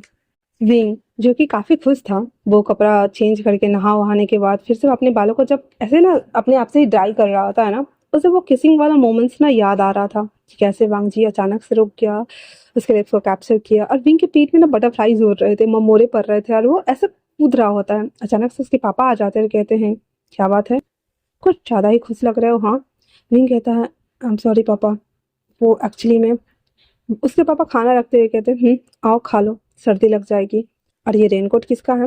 विंग फिर से झूठ बोलते हुए कह देता है मैंने कहा था ना पापा मेरे दोस्त का है। उसके पापा कहते हैं ठीक है ठीक है। फिर वो लोग खाना खाते हैं और फिर विंग ना उस रेनकोट को देखते हुए अपने कमरे में आ जाता है और आंखें बंद करते हुए कहता है वी काका, वंगजी काका मैं आपसे बहुत जल्द मिलूंगा। इतना बोलते हुए वो पढ़ाई करने के लिए बैठ जाता है। फिर थोड़ा सा पढ़ता है क्योंकि कॉलेज में भी पढ़ाई नहीं हो रहा था, फिर वो सो जाता है।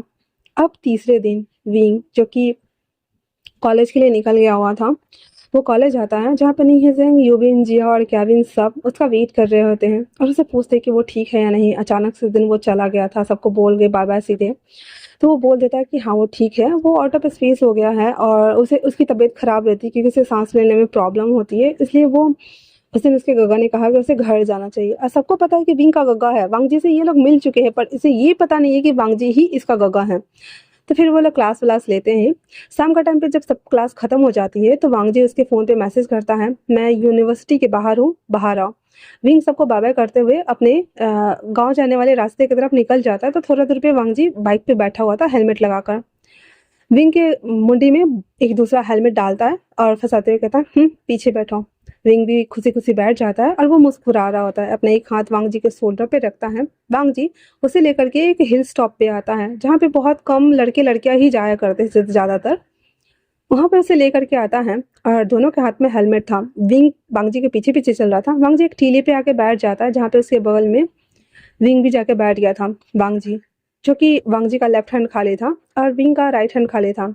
वांग जी ने अपने लेफ्ट हैंड से विंग के राइट हैंड के ऊपर हाथ रखा और उसके फिंगर्स पे से टच कर रहा होता हल्का हल्का। विंग पहले ये देखता है, उसके पेट में बटरफ्लाईज उड़ रहे थे बट फिर भी वो काफी एक्साइटेड था। एक नजर देखने के बाद वो वापस से सामने देखने लगता है। उसके बाद वांग जी जब विंग को देखता है तो विंग स्माइल कर रहा था। वांग जी धीरे धीरे करके उसकी तरफ बढ़ता है जहाँ पे अचानक से विंग उसकी तरफ मुड़ जाता है और उन दोनों की नोज और लिप्स आपस में चिपक गई थी। वांग जी थोड़ा पीछे हुए होते हुए उसके लिप्स को वापस से हल्का सा ऐसे ऐसे किस करके जोड़ लेता है। और विंग जब देखता है कि उसे वो किस कर रहा है तो अपनी आईज खुद ही क्लोज कर देता है उसे धक्का देने के बजाय। वांग जी स्माइल करते हुए वापस से उसके लिप्स को कैप्चर करता है। वैसे ही दोनों तरफ दोनों के हाथ में हेलमेट और बीच में उन दोनों के हाथ एक दूसरे के ऊपर था और इधर वांग जी विंग के लिप्स को कैप्चर करके किस कर रहा था। विंग के पेट में फिर से बटरफ्लाई जुड़ रहे थे और वांग जी को काफी अच्छा लग रहा था ये सभी चीजें। किस करने के बाद वो दोनों शर्मा रहे होते हैं, इसलिए दोनों सामने देखना स्टार्ट कर देते हैं। वांग जी अपने मन में कहता है फाइनली, धीरे धीरे ही सही मैं तुम्हें क्लेम कर रहा हूँ। और उसके बाद जब तुम पूरी तरीके से मेरे हो जाओगे, तुम्हारे ऊपर मेरी रजिस्ट्री हो जाएगी मेरे नाम का, उसके बाद तुम्हें तुम्हारे पापा मुझसे कभी अलग नहीं कर पाएंगे, कभी भी नहीं। विंग, बाबा। इतना बोलते हुए वांगजी विंग को एक नज़र देखता है, देन सामने के व्यूज़ को वो फिर से देखना स्टार्ट कर देता है, जो कि काफ़ी खूबसूरत था। डूबते हुए सूरज को हमारा विंग देख रहा था और वांगजी बीच बीच में विंग को देख रहा था, अपने प्यार को और भी ज़्यादा रमागम होते हुए, उसमें और भी ज़्यादा डूबते हुए, विंग के प्रति अपने अपने ऑब्सेशन को बढ़ते हुए वांगजी अच्छे से फील कर पा रहा था। उसके बाद वांग जी विंग को लेकर के घूमने के लिए निकल जाता है आसपास के जगहों पे। फिर वो दोनों एक ठेले पे जाकर के चाट और पानी पूरी चाट खाते हैं। फिर वो लोग पॉपकॉर्न खाते हैं, स्टिकी बन मीट्स खाते हैं जो कि स्टिक्स में लगा रहता है। खाते खाते जब वो लोग ऐसे घूम रहे होते हैं तो वांग जी विंग का हाथ पकड़ते हुए उसे देख रहा होता है, क्योंकि वांग जी धीरे धीरे ही सही विंग के लिए और भी ज्यादा गहराई के साथ में उसके दिल में वो उतरते जा रहा था, जिस वजह से उसे अच्छा लग रहा होता है।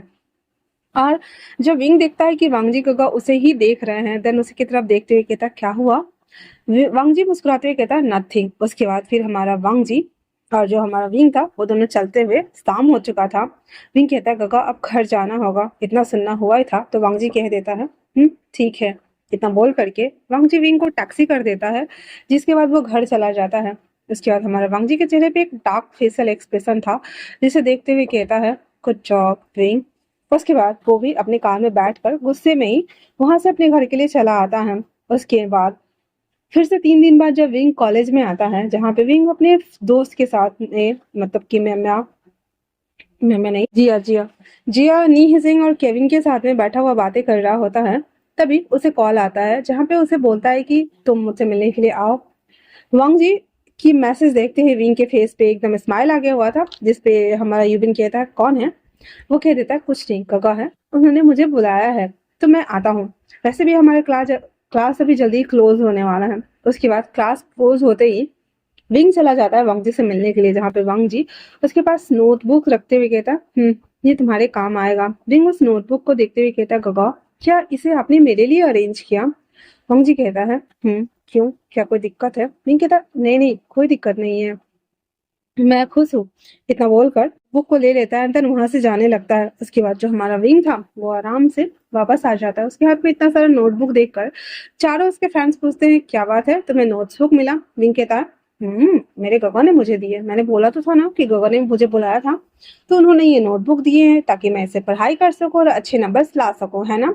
यह सुनना हुआ ही था। वो कहता गुड जॉब।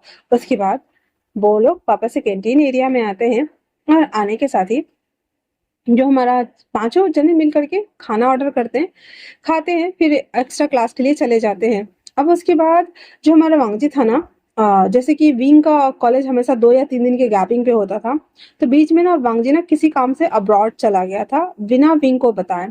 तो जब विंग दिखता है अगले दिन जब कॉलेज वो आता है, उसे वो ना वांगजी को ढूंढ रहा होता है। तो उसे वांगजी पहले तो उसे मैसेज भी नहीं किया था इतने दिन से, रात में भी 2 दिन के बाद से मैसेज आने बंद हो गए थे, तो मैसेज भी नहीं गया था। विंग जब कॉलेज जाकर उसे ढूंढता है तो उसके डिपार्टमेंट में भी वांगजी नहीं मिलता है। फिर वो उसके दोस्त से वेंजाओ से पूछता है कि वांगजी गगा कहाँ है। वेंजाओ कह देता है कि वांगजी का पता नहीं, हम में से कोई नहीं जानता है। विंग थोड़ा सा सैड हो गया था एंड देन वापस से आकर अपना क्लास वगैरह करना स्टार्ट कर लेता है। ऐसे करते हुए ना ऑलमोस्ट 8 दिन हो गए थे, और इस 8 दिन में विंग ना अंदर से बहुत ज्यादा बेचैन हो गया था। मतलब लिटरली उसे लग रहा था कि उसे ना वांग जी को देखना है, मिलना है। विंग कितनी बार कॉल ट्राई करता, बट हमेशा फोन में से आवाज आती है अब जिस व्यक्ति के साथ संपर्क करना चाहते हैं वो नेटवर्क क्षेत्र से बाहर है, ऐसे बोलता था। तो विंग का ना मन लेवल एकदम टूटता जा रहा था कि क्या हुआ, अचानक से वांग जी को उसे छोड़कर क्यों चले गए, क्या उनका जाना सही था, नहीं था।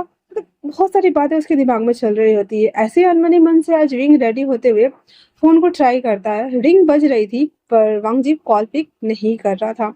विंग ना कॉलेज आते आते तक कम से कम 100 से 110 बार ना वांग जी को कॉल और मैसेज वो कर दिया हुआ था, पर वांग जी ने एक बार भी कॉल नहीं उठाया था, मैसेज का रिप्लाई भी नहीं दिया हुआ था, क्योंकि इसमें वांग जी हमारा फुल बैड एस बॉय है। विंग जो कि अब थक चुका था, वो अनमने मन से बस कॉलेज में एंटर करते ही अपने दोस्तों के पास जा रहा होता है। अचानक से उसका फोन रिंग होने लगता है। विंग जब इस फोन नंबर को देखता है तो आसपास देखता है, फिर उसे कॉल पिक करते हुए कहता है हेलो। तो पीछे से आवाज आती है, पीछे पलट कर देखो, जहाँ पे वांग जी बहुत ही फुल एटीट्यूड में चलता हुआ उसके तरफ आ रहा होता है, जहाँ पे विंग जो कि बहुत ज्यादा सैड था पर उसे देखने के बाद हैप्पी भी फील नहीं कर रहा था। वांग जी उसके हैंड को पकड़ता है एंड देन एक खोपचे वाले जगह में लेके आता है, जो कि बोल सकते हैं बिल्डिंग के पीछे वाला एरिया। वहां पर लाते ही विंग को दीवार पे ऐसे सटा देता है, फिर उसके ऊपर एक हाथ रखते हुए कहता है, क्या हुआ? विंग बस उसे देखे जा रहा होता है। वांग जी उसकी तरफ धीरे धीरे बढ़ते हुए अपने लिप्स को उसके करीब ले जा रहा था, किस करने के लिए नहीं, बस उसे सिड्यूस करने के लिए, अपने नोच को, अपने फेस को, और कहता है, किसी ने मुझे बहुत ज्यादा मिस किया था क्या? पर विंग अभी भी स्टिल कंफ्यूज्ड खड़ा था एंड देन कुछ भी नहीं बोल रहा होता है। वांग जी उसके लिप्स के ऊपर हल्का सा एक पिक किस करते हुए कहता है, क्या वो आंसर नहीं करने वाला है जिसने मुझे मिस किया या नहीं? पर विंग अभी भी कुछ भी नहीं बोल रहा होता है।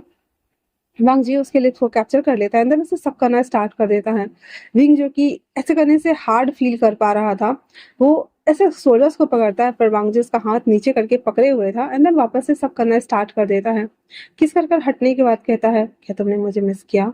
विंग ने एकदम सैंटी होते हुए कहता है, काका आमिन की अरे काका, आप बिना बताए कहाँ चले गए थे? हाँ। वांग जी उसके फेस को ऊपर करता है एंड देन कहता है, रोते हुए बिल्कुल अच्छे नहीं लगते। तुम्हें नहीं लगता कि तुम्हें मेरा वेट करना चाहिए था? हाँ। विंग वापस से कहता है, हर काका आप कहाँ गए थे? हम जी कहता है, डैड ने बुलाया था, कुछ काम था जिस वजह से जाना पड़ा। मैं 4 दिन में ही आ जाता, बट अनफॉर्चुनेटली मुझे रुकना पड़ा। और तुम बोलो? विंग उसे गले लगा लेता है और रोते हुए कहता है, मैंने आपको बहुत बहुत बहुत मिस किया, अब प्लीज मुझे छोड़ के ना जाए। वांग जी के फेस पे एक इविल स्माइल था और कहता है, मैं नहीं जाऊंगा। विंग वापस से रोते हुए कहता है, I love you, I love you, I love you, please आप मुझे छोड़ के तो नहीं जाएंगे ना? तो कहता है, नहीं जाऊंगा। अब खुश विंग को अब जाके रिलैक्स फील हो रहा था और वो कहता है, हाँ, मैंने आपको कितना मिस किया इन 8 दिनों में, आपको पता है? मैंने आपको कहाँ कहाँ नहीं ढूंढा, पर आपने आपने एक बार भी मुझे मैसेज नहीं किया, इसे बताना जरूरी नहीं समझा। तो वांग जी कहता है, मुझे टाइम नहीं मिला बाबा, आई एम सॉरी। उसके बाद वांग जी उसके आंसू को पोंछते हुए कहता है, चलो क्लास में चलते हैं, ओके ना? फिर वांग जी उसे लेकर के क्लास की तरफ जाने लगता है, जहाँ पर विंग काफी चीयरफुल लग रहा था, खुश था, और वांग जी को भी अच्छा लग रहा होता है। उसके बाद जो हमारा विंग था ना, वो वापस से अपने क्लास में चला जाता है। कैंटीन टाइम के समय पे वांग जी उसे देखने के लिए उसके कैंटीन में आता और अपने दोस्तों के साथ वहीं पे बैठा रहता था। अब ऐसे करते हुए विंग और वांग जी के बीच की जो दूरियां थी ना, वो धीरे धीरे नजदीकियों में बदलना स्टार्ट हो गया था। वांग जी विंग को वीकेंड पे भी कभी कभी बुलाता, उसे एक्सरसाइज करना सिखाता, उसके साथ वो फुटबॉल और वॉलीबॉल खेलने के लिए बुलाता, उसे ट्रेन करता जाता, क्योंकि विंग की बॉडी ने एक फ्रिजाइल बॉडी थी, मतलब कि लड़कियों जैसे बॉडी गेस्टर थे उसके। और उसको ऐसे तलवार चलाना सिखाता, जो चाइनीज लंबी वाली तलवार होती है, जिससे कि बॉडी ना एकदम स्मूथ बन सके। और साथ में जब वांग जी शाम के वक्त विंग को खुद से ही अपने बाइक से उसे छोड़ने जाता था, जिस वजह से धीरे धीरे करके वांग जी और विंग के बीच में अब कंटिन्यूअसली किस होना, गले लगना, एक दूसरे के साथ लेटे रहना, सिर्फ बॉडी सेंसेशन छोड़ के सभी चीजें होना स्टार्ट हो गया था। विंग इतना ज्यादा अडिक्ट हो गया था वांग जी से कि अब शायद ही कोई होगा जो विंग को वांग जी से अलग कर सकता था। और वांग जी सेम वे में यही चाहता था कि विंग उसके लिए इतना ज्यादा ऑब्सेस्ड हो जाए कि वो जो कहे विंग वही सुने, वही करे। और वांग जी अपने प्लान में भी काम कर रहा था, मतलब कामयाब हो रहा था। वो विंग को अपनी तरफ बहुत ज्यादा अडिक्ट कर रहा था। उसे रोज एक्सरसाइज करने के बहाने उसके कमर को टच करता, जिससे कि विंग के बॉडी में सेंसेशन होना स्टार्ट हो गया था। और वांग जी बस उसे सेंसेशन देकर ही छोड़ देता था, क्योंकि वो चाहता था कि विंग खुद से आकर के ये सभी थिंग्स करे। और वांग जी उसे इस तरीके से अपने कब्जे में पूरा ले रहा होता है, विंग को बिना ये बताए कि वांग जी उसे अपने लिए एडिक्टेड बना रहा है। पर विंग कहीं ना कहीं वांग जी से बहुत ज्यादा प्यार करता था। दैट्स वाई ये इन सभी चीजों को वो नहीं सोच पा रहा था, ना ही वो देख पा रहा था। बट फिर भी उसके बॉडी के लिए एक्सरसाइज करवाना, फुटबॉल वगैरह खेलना, जिससे कि उसकी स्किल्स इंप्रूव हो रही थी, और विंग को ये सभी चीजें काफी अच्छी भी लग रही होती है। वांग जी विंग को लेकर के क्लिम्बिंग करने के लिए पहाड़ पे भी जाता था। उसे अपने साथ सुबह सुबह बुला लेता था रनिंग करने के लिए, क्योंकि वो उसके घर के बाहर, गांव के बाहर मोटरसाइकिल लगा के रहता था। विंग रनिंग वाले कपड़े पहन करके उसे मिलने के लिए आता। उसके बाद वांग जी और विंग दोनों पहाड़ पे भाग जाते थे दौड़ने के लिए। और फिर उसके बाद वांग जी उसे रस्सी देता, खुद अपने हाथ में रस्सी लेता और वो दोनों कूदना स्टार्ट करते। वांग जी विंग के हाथों को मजबूत करने के लिए हाथ वाली एक्सरसाइज, कमर को मजबूत करने के लिए कमर वाली एक्सरसाइज, जहाँ पे उसके हाथों को कमर को टच करता तो विंग के बॉडी में अलग सा सेंसेशन दौड़ जाता था। फिर वांग जी विंग को मस्ती करने के लिए, उसे अपने करीब लाने के लिए उसे चिढ़ाता, प्रोवोक करता और विंग उसे मारने के लिए दौड़ता।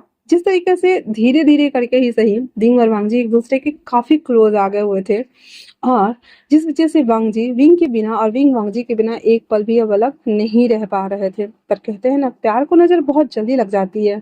हमेशा की तरह वांग जी विंग को एक्सरसाइज करना सिखा रहा होता है, अपने पैरों का स्ट्रेच करना और डंबल्स उठाना सिखा रहा होता है। वांग जी विंग को अच्छे से बॉडी को मेंटेन करना भी बता रहा होता है, साथ में किस तरह से तो हम विटामिन या फिर जो पाउडर्स वगैरह आते हैं खाने पीने के, ज़्यादातर उसे अपनी बॉडी को बूस्ट दे सकते हैं सप्लीमेंट्स लेकर के, वो सभी चीज़ें भी बता रहा होता है।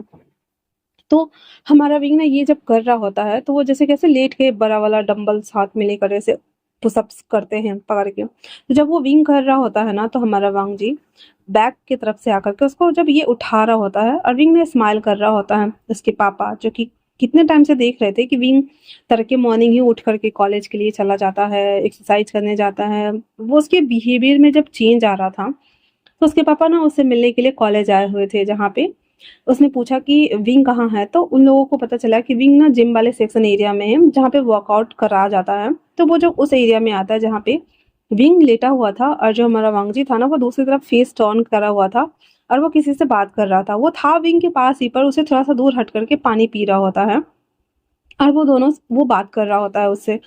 वहीं पे विंग हमारा ना उसे देखते हुए स्माइल कर रहा होता है और वो सब कर रहा होता है, जहाँ पे इसके पापा जब ये व्यूज देखते हैं तो वो समझ गए थे कि विंग के दिल में उस लड़की के लिए कोई फीलिंग्स तो है, जिस वजह से वो यहाँ पे आता है, और उसने वांगजी को नहीं देखा हुआ था। उसके बाद उसके पापा बाहर वेट करने लगते हैं। विंग जब ये कर रहा होता है तो करते करते अचानक से एक हाथ का बैलेंस ना अनबैलेंस हो जाता है और फटक से उसके गले पर गिर जाता है, जिससे वांगजी बात कर रहा था। वो उसे कहता है, अरे अरे विंग को देखो। वांगजी फटक से उसे हटाता है और उसे बिठाते हुए कहता है, विंग क्या तुम ठीक हो बाबा? विंग कहता है, हाँ हाँ मैं ठीक हूँ। मेरा गला।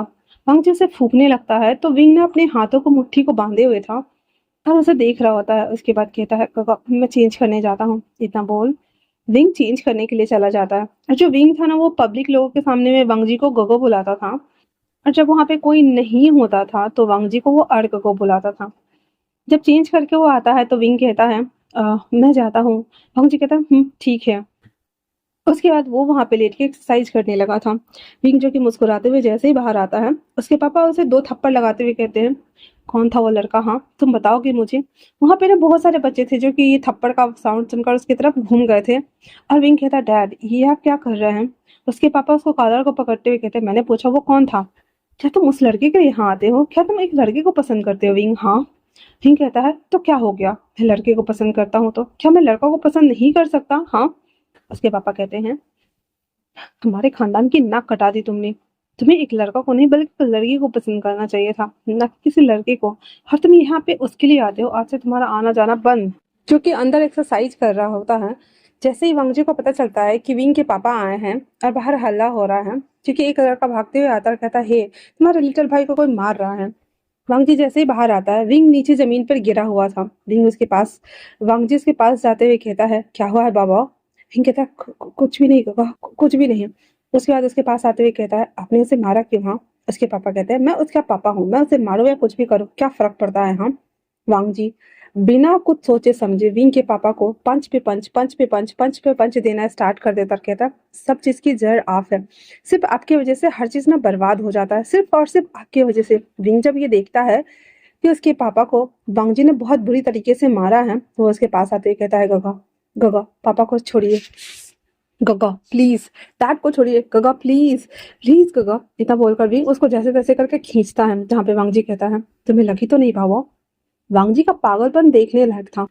वांगजी एकदम घबराते हुए कांपते हुए हाथ के साथ में विंग को चेक कर रहा होता, कहता, तुम्हें लगी? तुम्हें कहीं लगी तो नहीं ज्यादा जोर से? जहाँ पे विंग के कॉर्नर से ब्लड आ रहा था।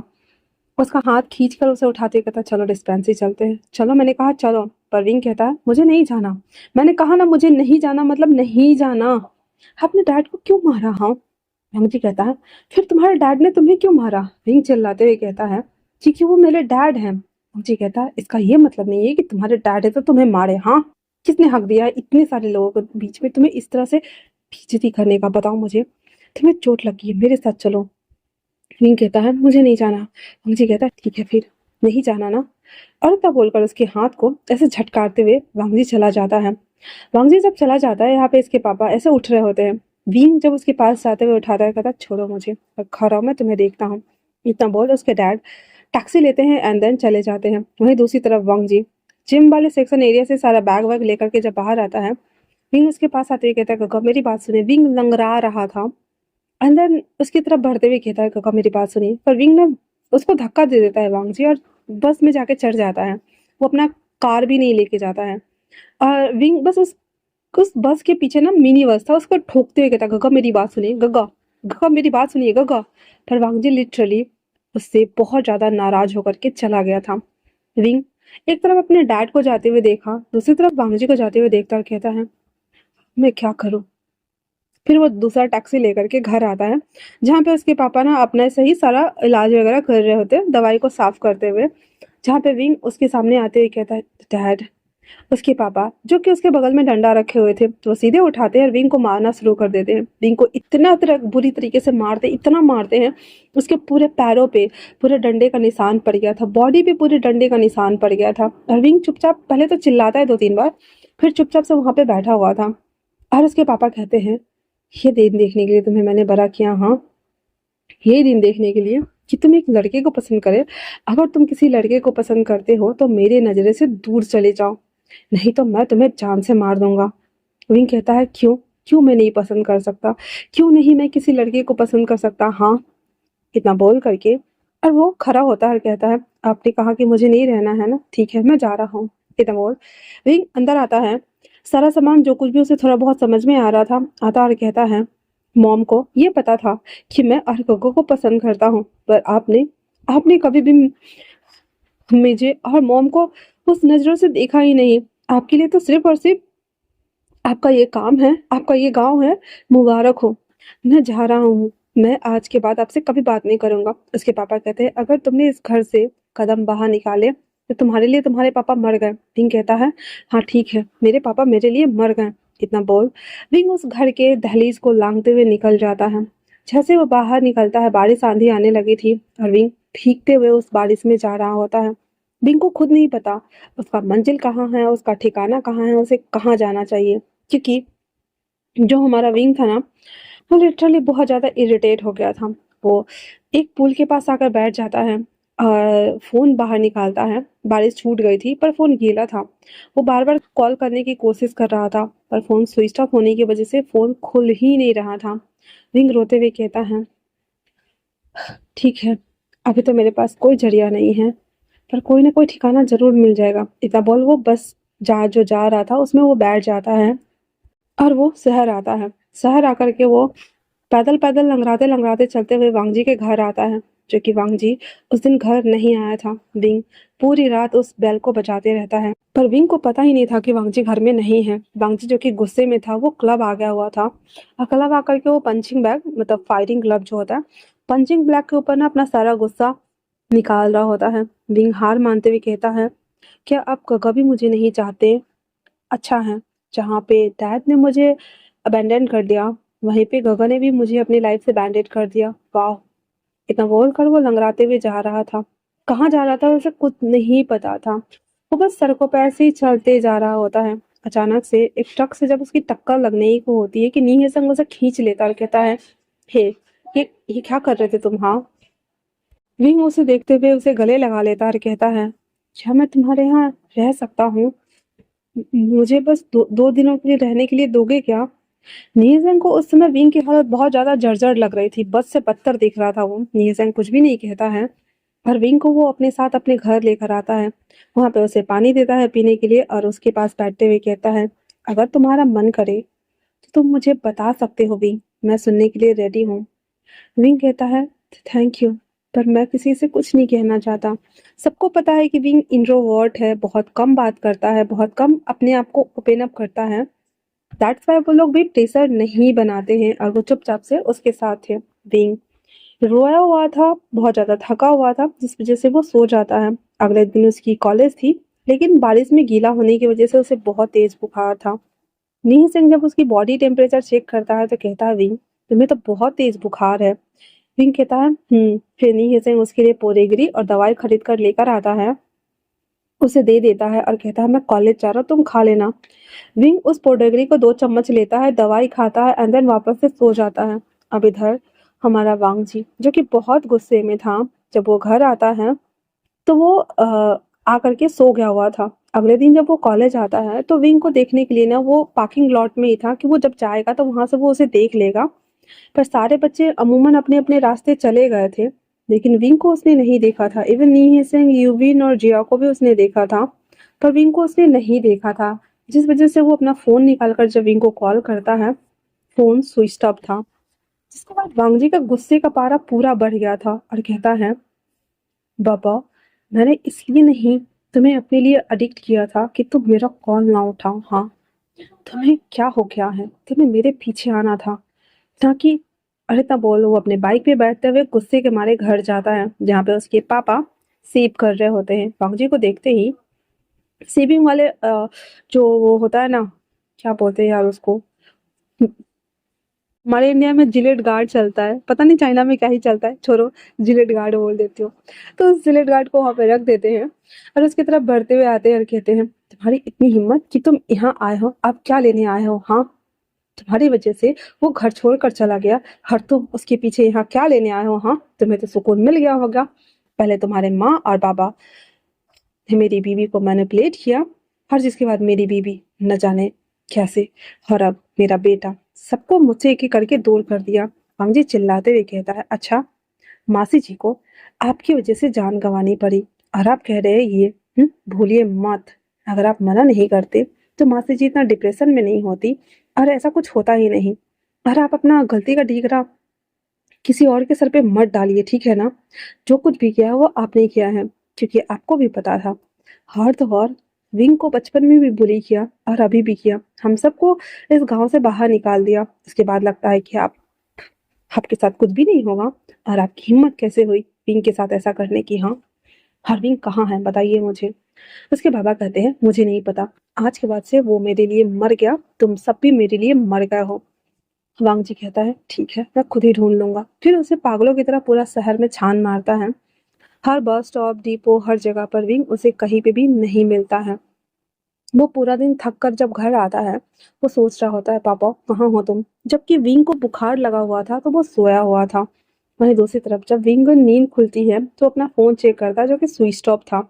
विंग उठता है, फोन को नीहे सिंह के चार्जर से कनेक्ट करते हुए सो जाता है।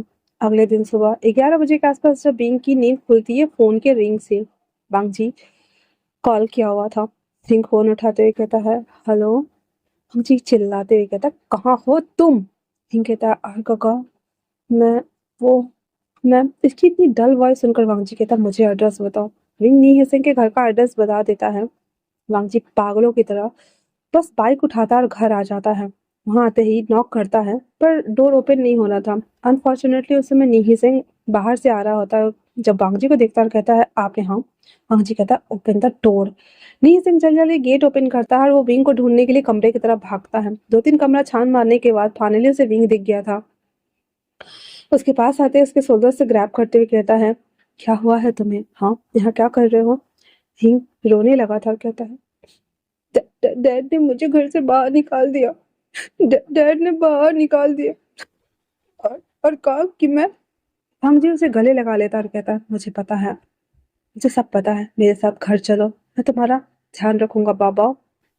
इतना बोल रंग जी विंग को उठाता है, उसका जो सामान था वो भी सब लेता है और विंग को अपने टमी के अराउंड उसके हैंड को रैप करता है। बैग को पीछे बांध दिया हुआ था उसने और वो वहां से उसे लेकर चला जाता है। ये सब उसे देखते हुए कहता है, बहुत अजीब रिश्ता है, पहली बार देख रहा हूँ कि एक भाई अपने भाई के लिए इतना ज्यादा ऑब्सेस्ड हो रहा है। और फिर वो अपने काम में लग जाता है। वांग जी के घर में वांग जी के अलावा कोई भी नहीं रहता था। That's why Wang ji wing को लेकर के अपने कमरे में आता है, कंबल से उसे अच्छे से टक टुक कर देता है और कहता है, अब बताओ क्या हुआ? विंग रोते रोते कहता है कि जब मैं घर गया तो बाबा से मैं बात करने की कोशिश करी, पर उसने जैसे वांग जी उसके हाथ को पकड़े हुआ था, विंग ना करा जाता है और कहता है, जी कहता क्या हुआ है? विंग कहता कुछ भी नहीं, पर वांग जी फटाक से विंग का कंबल हटा करके उसका शर्ट खोलने लगता है। तो विंग कहता है गगा क्या क्या कर रहे हैं आप गगा। पर वांग जी बिना कुछ सोचे समझे उसके सारे कपड़ों को जब खोल के बैग से देखता है, उसके पीठ पे डंडे के निशान पड़े हुए थे, जिसे देखने के बाद वांग जी को जो गुस्सा आ रहा था, विंग कहता है गगा प्लीज, वो मेरे डैड है। वांग जी कहता है इसलिए तो वो जिंदा है, वरना अगर कोई और होता तो मैं उसे मार ही डालता। विंग कहता है गगा आप ऐसा क्यों बोल रहे हैं। मुझे कहता है तुम्हें कोई हर्ट करे और मैं उन्हें छोड़ दूं, ऐसा बिल्कुल भी नहीं होगा, बिल्कुल भी नहीं। पिंक कहता है गगा प्लीज प्लीज गगा। भांग जी थोड़ी देर गुस्से को ठंडा करने के लिए वहां पे बैठ जाता है। उसके फेस को होल्ड करते हुए उससे लिप्स को कैप्चर करता है, किस करना शुरू कर देता है। फिर वो कंबल हटा करके उसके अंदर घुस जाता है। उसकी गर्म बॉडी वांग जी को पागल करने के लिए काफी थी। वो अपने आप को उसके ऊपर ला करके उसे मैस करना स्टार्ट कर देता है। विंग जो कि करा रहा होता है, वांग जी अपने इमोशन को कंट्रोल करते हुए कहता है मुझे माफ कर दो, इतना बोल उसको पकड़े हुए था और कहता है उस दिन मुझे बहुत गुस्सा आ रहा था, तुम मेरी बात क्यों नहीं सुन रहे थे। हाँ, तुम्हें मेरे पास डिस्पेंसरी चलना चाहिए था। पिंक कहता है मैं जानता हूँ कि अब मुझे लेकर बहुत ज्यादा ऑब्सेस्ड है और मैं आपको लेकर एडिक्टेड, बट वो डैड है मेरे गगा। भंगजी शॉक था कि विंग नोटिस कर रहा है। भंगजी उसकी तरफ देखते हुए कहता है तो क्या ये बुरा है। पिंक कहता है नहीं, मुझे अच्छा लगता है जब आप मेरा ध्यान रखते हैं, मुझे अच्छा लगता है जब आप सबको छोड़कर मेरी परवाह करते हैं, मुझे अच्छा लगता है जब आप मुझे प्यार करते हैं गगा। क्या आप मुझसे प्यार करते हैं। और वो वांगजी को देख रहा था। वांगजी कहता है मैंने तुम्हें अपना लव कन्फेस किया था, अब तुम्हारी बारी है। विंग उसे देखते हुए कहता है हाँ, अब मैं और देर नहीं करना चाहता। मैं ये नहीं कहना चाहता कि हम दोनों के बीच में भाई का रिश्ता है। मैं ये मान चुका हूँ कि कहीं न कहीं मैं आपको पसंद करने लगा हूँ और आपने मुझे अपने लिए एडिक्टेड बना दिया है। जब मैं आपको ना देखूँ, बात ना करूँ तो मैं पागल सा हो जाता हूँ। मैं पागल सा हो जाता हूँ गगा। भंगजी उसके ऊपर आते ही उसके सर के नीचे अपना हाथ रखता है। उसके लिप्स को वापस से कैप्चर करते हुए अपने आप को उसके ऊपर रब करते हुए कहता है पापा रोना बंद करो, मैं तुम्हें रोते हुए नहीं देख सकता। मैंने भी बहुत टाइम तक अपने इमोशन को होल्ड करके रखा हुआ था ताकि मैं कभी भी ये बात तुम्हारे सामने आने ना दूँ कि मैं तुम्हें भाई से ज़्यादा पसंद करता हूँ। पर जैसे-जैसे तुम बड़े हुए, तुम्हारा मैसेज, कॉल्स आना, ये सब कुछ आना मेरे लिए आदत बन गया था। मैं रोज़ वेट करता कि तुम मुझे मैसेज करो, कॉल करो, पर मैं कभी भी अपनी फीलिंग्स को समझ ही नहीं पाया। पर एक दिन जब मैंने किसी को किस करते हुए देखा, मैं समझ गया कि मैं तुम्हें किस कदर चाहता हूँ। अगर मैंने अपने आप को इस बात के लिए मनाया ना होता तो आज तक मैं तुम्हें भाई मानता। पर हाँ, ये सच है कि हम कजन ब्रदर हैं, पर ये भी सच है कि मैं तुमसे शादी करके तुम्हें अपना बनाना चाहता हूँ। पर अभी नहीं, तुम्हें पढ़ना है, लिखना है, कुछ करना है, मेरे साथ रहना है 24 घंटे और हम कल ही शादी कर रहे हैं। इतना सुनना हुआ ही था तो विंग कहता गगा, कहता है हाँ, ताकि तुम्हारे पापा या मेरे पापा हम दोनों को अलग ना कर दें। वैसे भी हम बालिग हैं, हम शादी कर सकते हैं विंग। इतना बोलकर वांग जी उसको गले लगे हुए था और ऐसे ही करते हुए सो जाता है। अगले दिन अपने दोस्त वो वेन चाओ को साथ लेता है और साथ में उसकी गर्लफ्रेंड वांग लिंगजाओ को और साथ में सोयांग को। और वो लोग मैरिज रजिस्ट्रार आ गए थे वहाँ पे। वो लोग मैरिज का वो जो प्रोसीजर होता है वो सब फॉल फिल करके वहाँ पे अपना और विंग का शादी रजिस्टर कर देते हैं और एक मंथ बाद उन्हें मैरिज सर्टिफिकेट मिल जाता। पर लीगली वो दोनों शादी हो कर चुके थे और गवाह के तौर पे उन दोनों ने साइन भी कर दिया हुआ था। विंग जो कि शर्मा रहा होता है, वांग जी उसे कहता है अब तो तुम खुश हो ना। विंग कहता है बट अगर किसी को पता चलेगा तो। वांग जी कहता है किसी को पता नहीं चलेगा। आंदर वो तीनों को देखते हुए कहता है क्या तुम किसी को बताने वाले हैं। वो तीनों को पता है भाई वांग जी किस लेवल का पागल है, इसलिए कहता है हम नहीं बताने वाले हैं।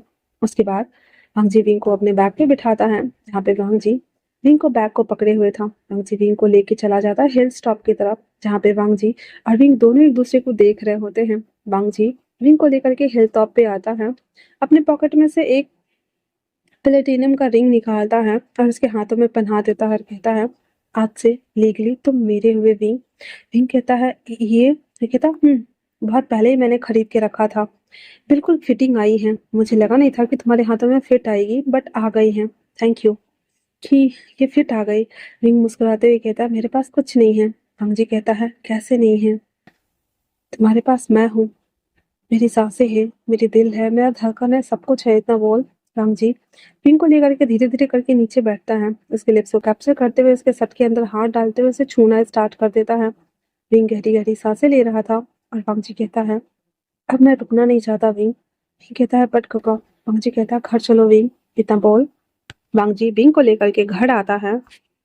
घर आने के साथ ही वो मेन गेट से किस करते करते आ रहे होते हैं, जहाँ पे उसने वांग जी ने विंग को गोद में उठा लिया था। उसके लिप्स को उसके जॉ लाइन को बाइट करते करते ऊपर आता है, बेड पर लाके उसे रखता है। जल्दी जल्दी से अपने टी शर्ट को पैंट को खोलता है, उसके कपड़े को रिमूव करते हुए उसे लिटाता है और फिर उसके टांगों को टच करते हुए उसके नेवल्स एरिया को, चेस्ट को, गला को, क्लीवेज को, सबको टच करते हुए, लिक करते हुए, बाइट करते हुए धीरे धीरे करके वो दोनों सेंटर ऑफ बेड पे आते हैं। फिर वांग जी उसे प्रिपेयर करना स्टार्ट करता है अपने फिंगर्स से।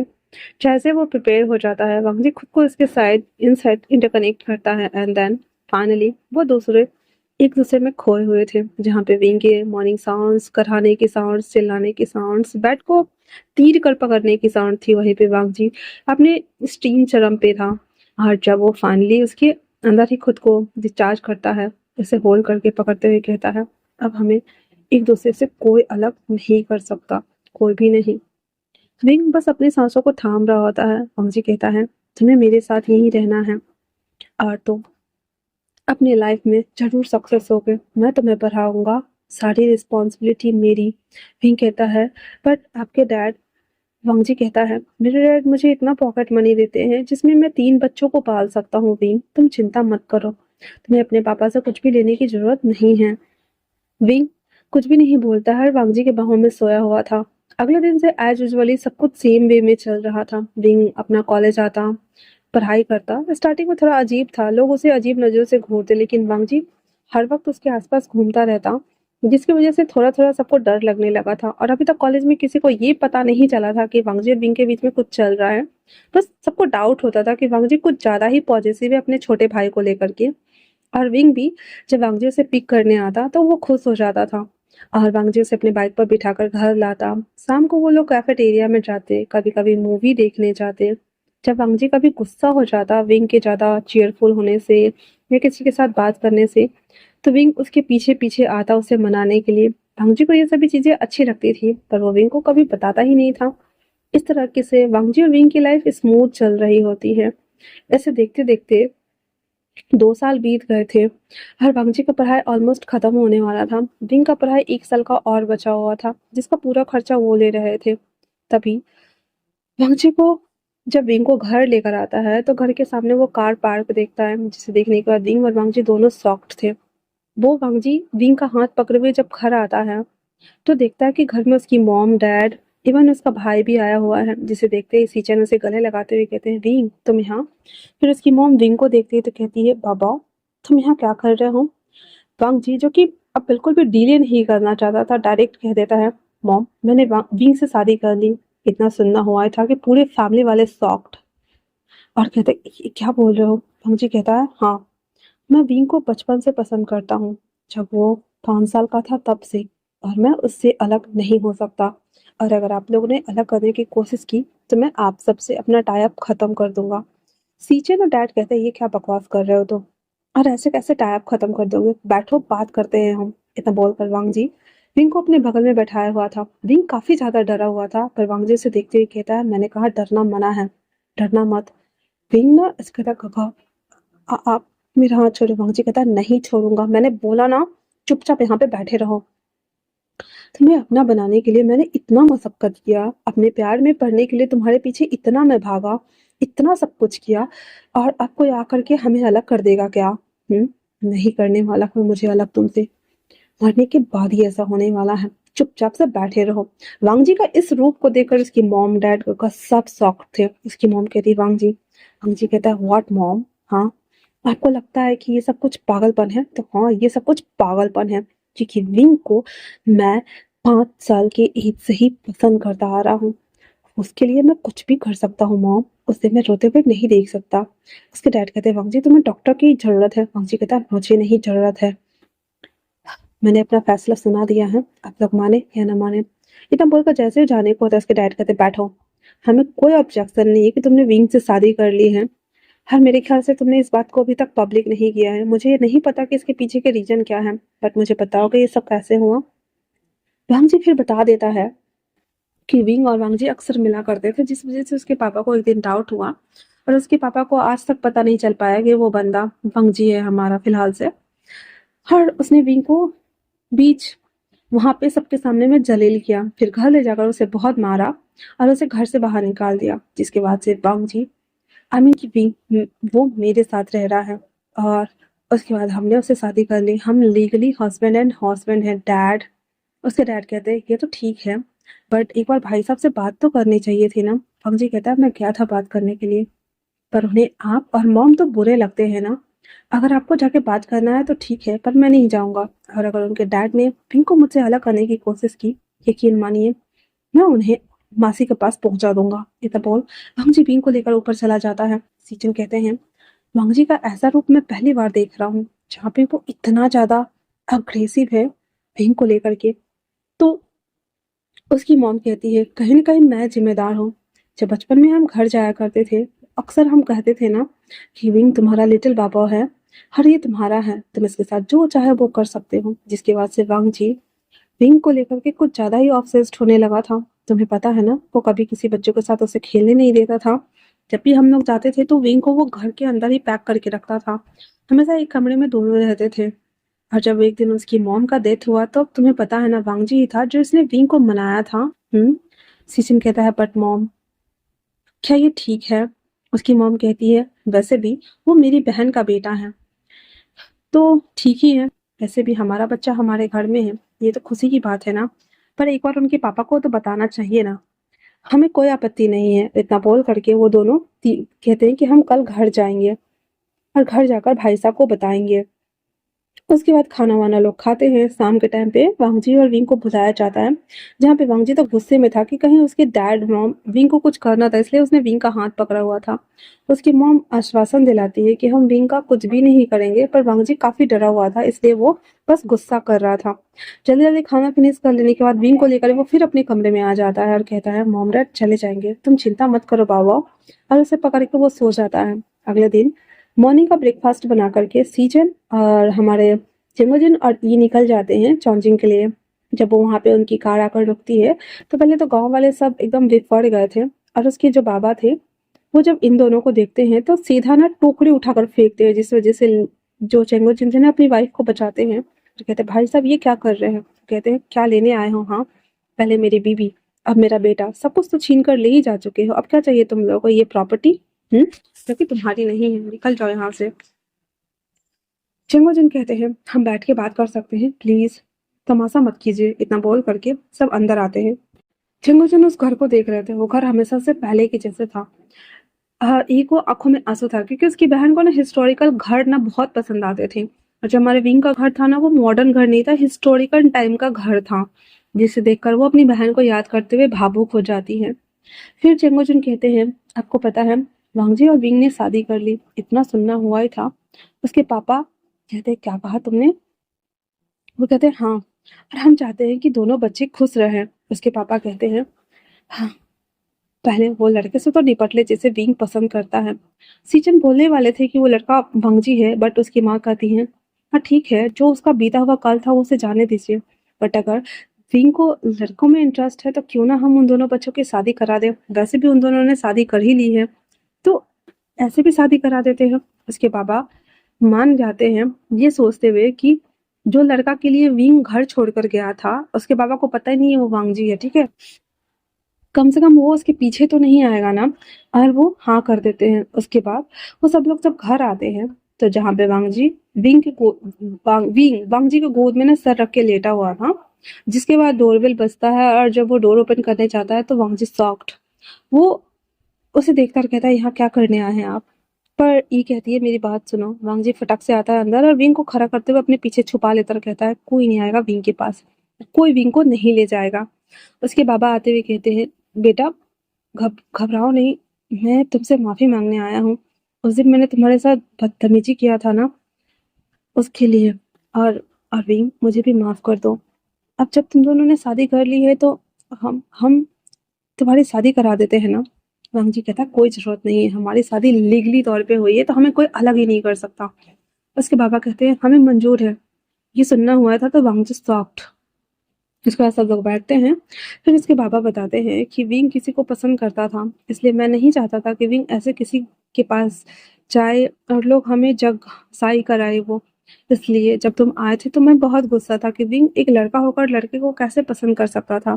फिर बाद में जब मुझे पता चला थोड़ा बहुत, तो मुझे पछतावा है विंग तुम्हारे साथ कि मैंने तुम्हारे साथ बुरा व्यवहार किया बेटा।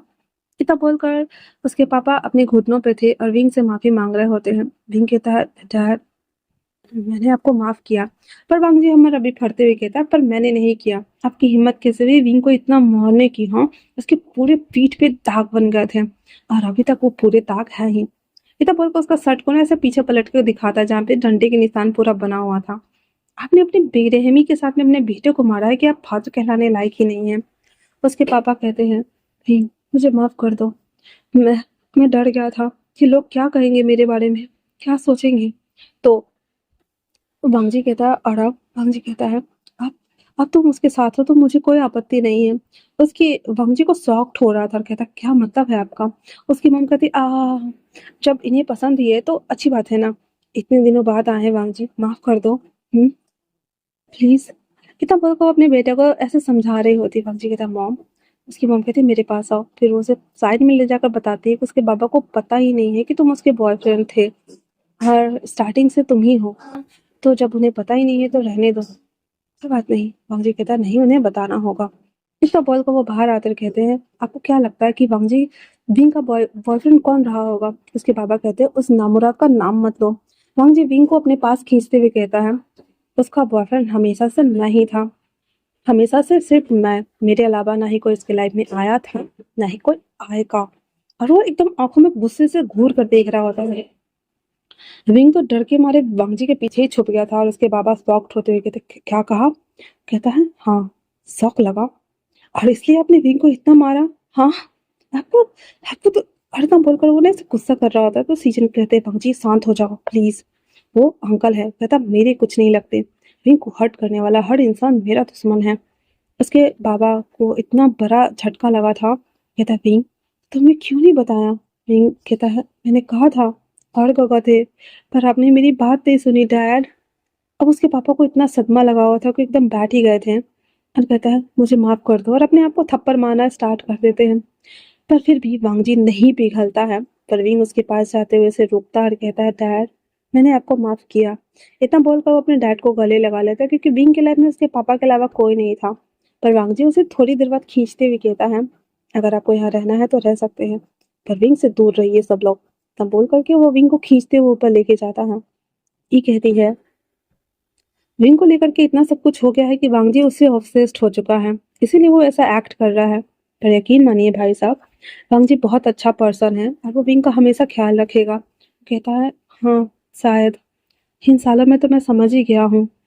इन सालों में मेरा बेटा मेरे पास कभी आया ही नहीं। ये सब बोलते हुए उसके बाबा की आंखों में आंसू था। 2-3 दिन तक विंग के बाबा वहीं पे रहते हैं। पर विंग उनसे बात करता था पर वांगजी सीधे मुंह कभी बात ही नहीं करता। जब भी बात करता दांत पीसते हुए बात करता था। पर फिर भी वो खुश था कि विंग उस लोगों के साथ में खुश है। एक छोटी सी फैमिली का वापस से रियूनियन हुआ था। विंग के बाबा कहते हैं 2 दिन बाद वापस से ड्रैगन फेस्टिवल होने वाला है, मैं चाहता हूँ कि आप सब घर चले। उसके बाबा कहते हैं आपने हमें माफ कर दिया। कहते हैं पछतावे से बड़ा कोई दुख नहीं है। मेरे वाइफ के साथ जो हुआ मेरे बच्चे के साथ हुआ उस चीज का मुझे पछतावा हमेशा रहेगा। बट मैं वापस से अपने रिश्ते को खोना नहीं चाहता। आप सब चले प्लीज। इतना बोल करके उसे अनुनय विनय करता है। उसके बाद सब लोग मान गए थे पर हमारा वांगजी दांत पीस रहा होता है। पर विंग का दिली इच्छा था तो वो पूछता है विंग से क्या तुम भी जाना चाहते हो। विंग कहता है हाँ मुझे पसंद है कैंडल जलाना विश मांगना और मेरी विश पूरी हो गई। मैं जाना चाहता हूँ। वांगजी विंग के लिए हाँ कर देता है एंड देन सब लोग उसे फेस्टिवल को मनाने के लिए वापस से आते हैं जहाँ से लव स्टोरी शुरू हुई थी।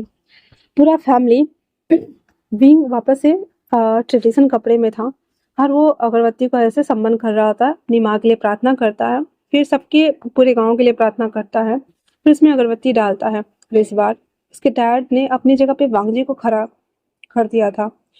जब विंग वांगजी को देखता है तो वो शौक सदमे में था और कहता है, वांगजी काका आप यहाँ? वांगजी कहता है, तुम्हारे डैड ने कहा ये रिचुअल पूरा करने के लिए। फिर वांगजी और विंग तीनों एक साथ वो अगरबत्ती अगरबत्ती के साथ में एल्डर एंसेस्टर को समन करते हुए बो करते हैं। हेवन और अर्थ को समन करते हुए बो करते हैं, एक दूसरे को देखकर फिर से बो करते हैं, देन उसमें डाल देते हैं उस अगरबत्ती को। उसके बाद घंट बजाया जाता है, वापस से ड्रैगन फेस्टिवल की शुरुआत होती है। वांगजी और विंग दोनों साथ साथ चल रहे थे। वांगजी ने भी ट्रेडिशनल कपड़े पहने थे और विंग ने भी। पूरा खुशियों का माहौल था, उसकी फैमिली और वो सब लोग बहुत खुश थे। और वांगजी और विंग दोनों एक दूसरे का हाथ पकड़ते हुए तालाब की तरफ जा रहे होते हैं, जहाँ पे फाइनली पूरा चक्कर लगने के बाद वहां पे भी घंट बजाकर अगरबत्ती डाली जाती है और तालाब में दिया को प्रवाहित करने के लिए भेज दिया जाता है उन दोनों को। फूलों के सहित वो दिया को प्रवाहित करते हुए दोनों एक दूसरे को देखते हैं, देन मन्नत मांगते हैं। विंग कहता है, थैंक यू मम्मा, वापस से सब कुछ ठीक करने के लिए। और वांगजी उसे देखते हुए कहता है, थैंक यू इस अनब्रेकेबल बॉन्ड को बनाए रखने के लिए सिस्टर, और घर वापस लाने के लिए, क्योंकि चॉन्चिंग से ऑलमोस्ट वांगजी का रिश्ता पूरा खत्म ही हो चुका था। इतना बोल कर वो दोनों एक दूसरे को देखते हैं, वापस आते हैं जहाँ पे सब ड्रैगन डांस हो रहा था। वो दोनों वहाँ पे बैठ के देख रहे होते हैं और एक दूसरे के हाथ पकड़े हुए कहते हैं, विंग। हिंग कहता है, हाँ काका। वांगजी कहता है, ऐसे ही हमारा रिश्ता खूबसूरत बना रहेगा ना? हिंग कहता है, हाँ हमेशा बना रहेगा। और अपने मन में कहता है, मैंने तो मन्नत भी मांगा है, हमारा रिश्ता ऐसे ही जन्मों जन्मों के लिए बना रहे और हमेशा हम दोनों हर जन्म में कहीं न कहीं मिल जाएं। और वो देख करके वापस से ड्रैगन डांस देखना स्टार्ट कर देता है। तो इसी के साथ ये वन शॉट यहीं पे समाप्त होता है। कैसा लगा आप लोगों को मुझे ज़रूर बताइएगा। मिलते हैं नए वन शॉट में, तब तक के लिए थैंक्स फॉर वॉचिंग।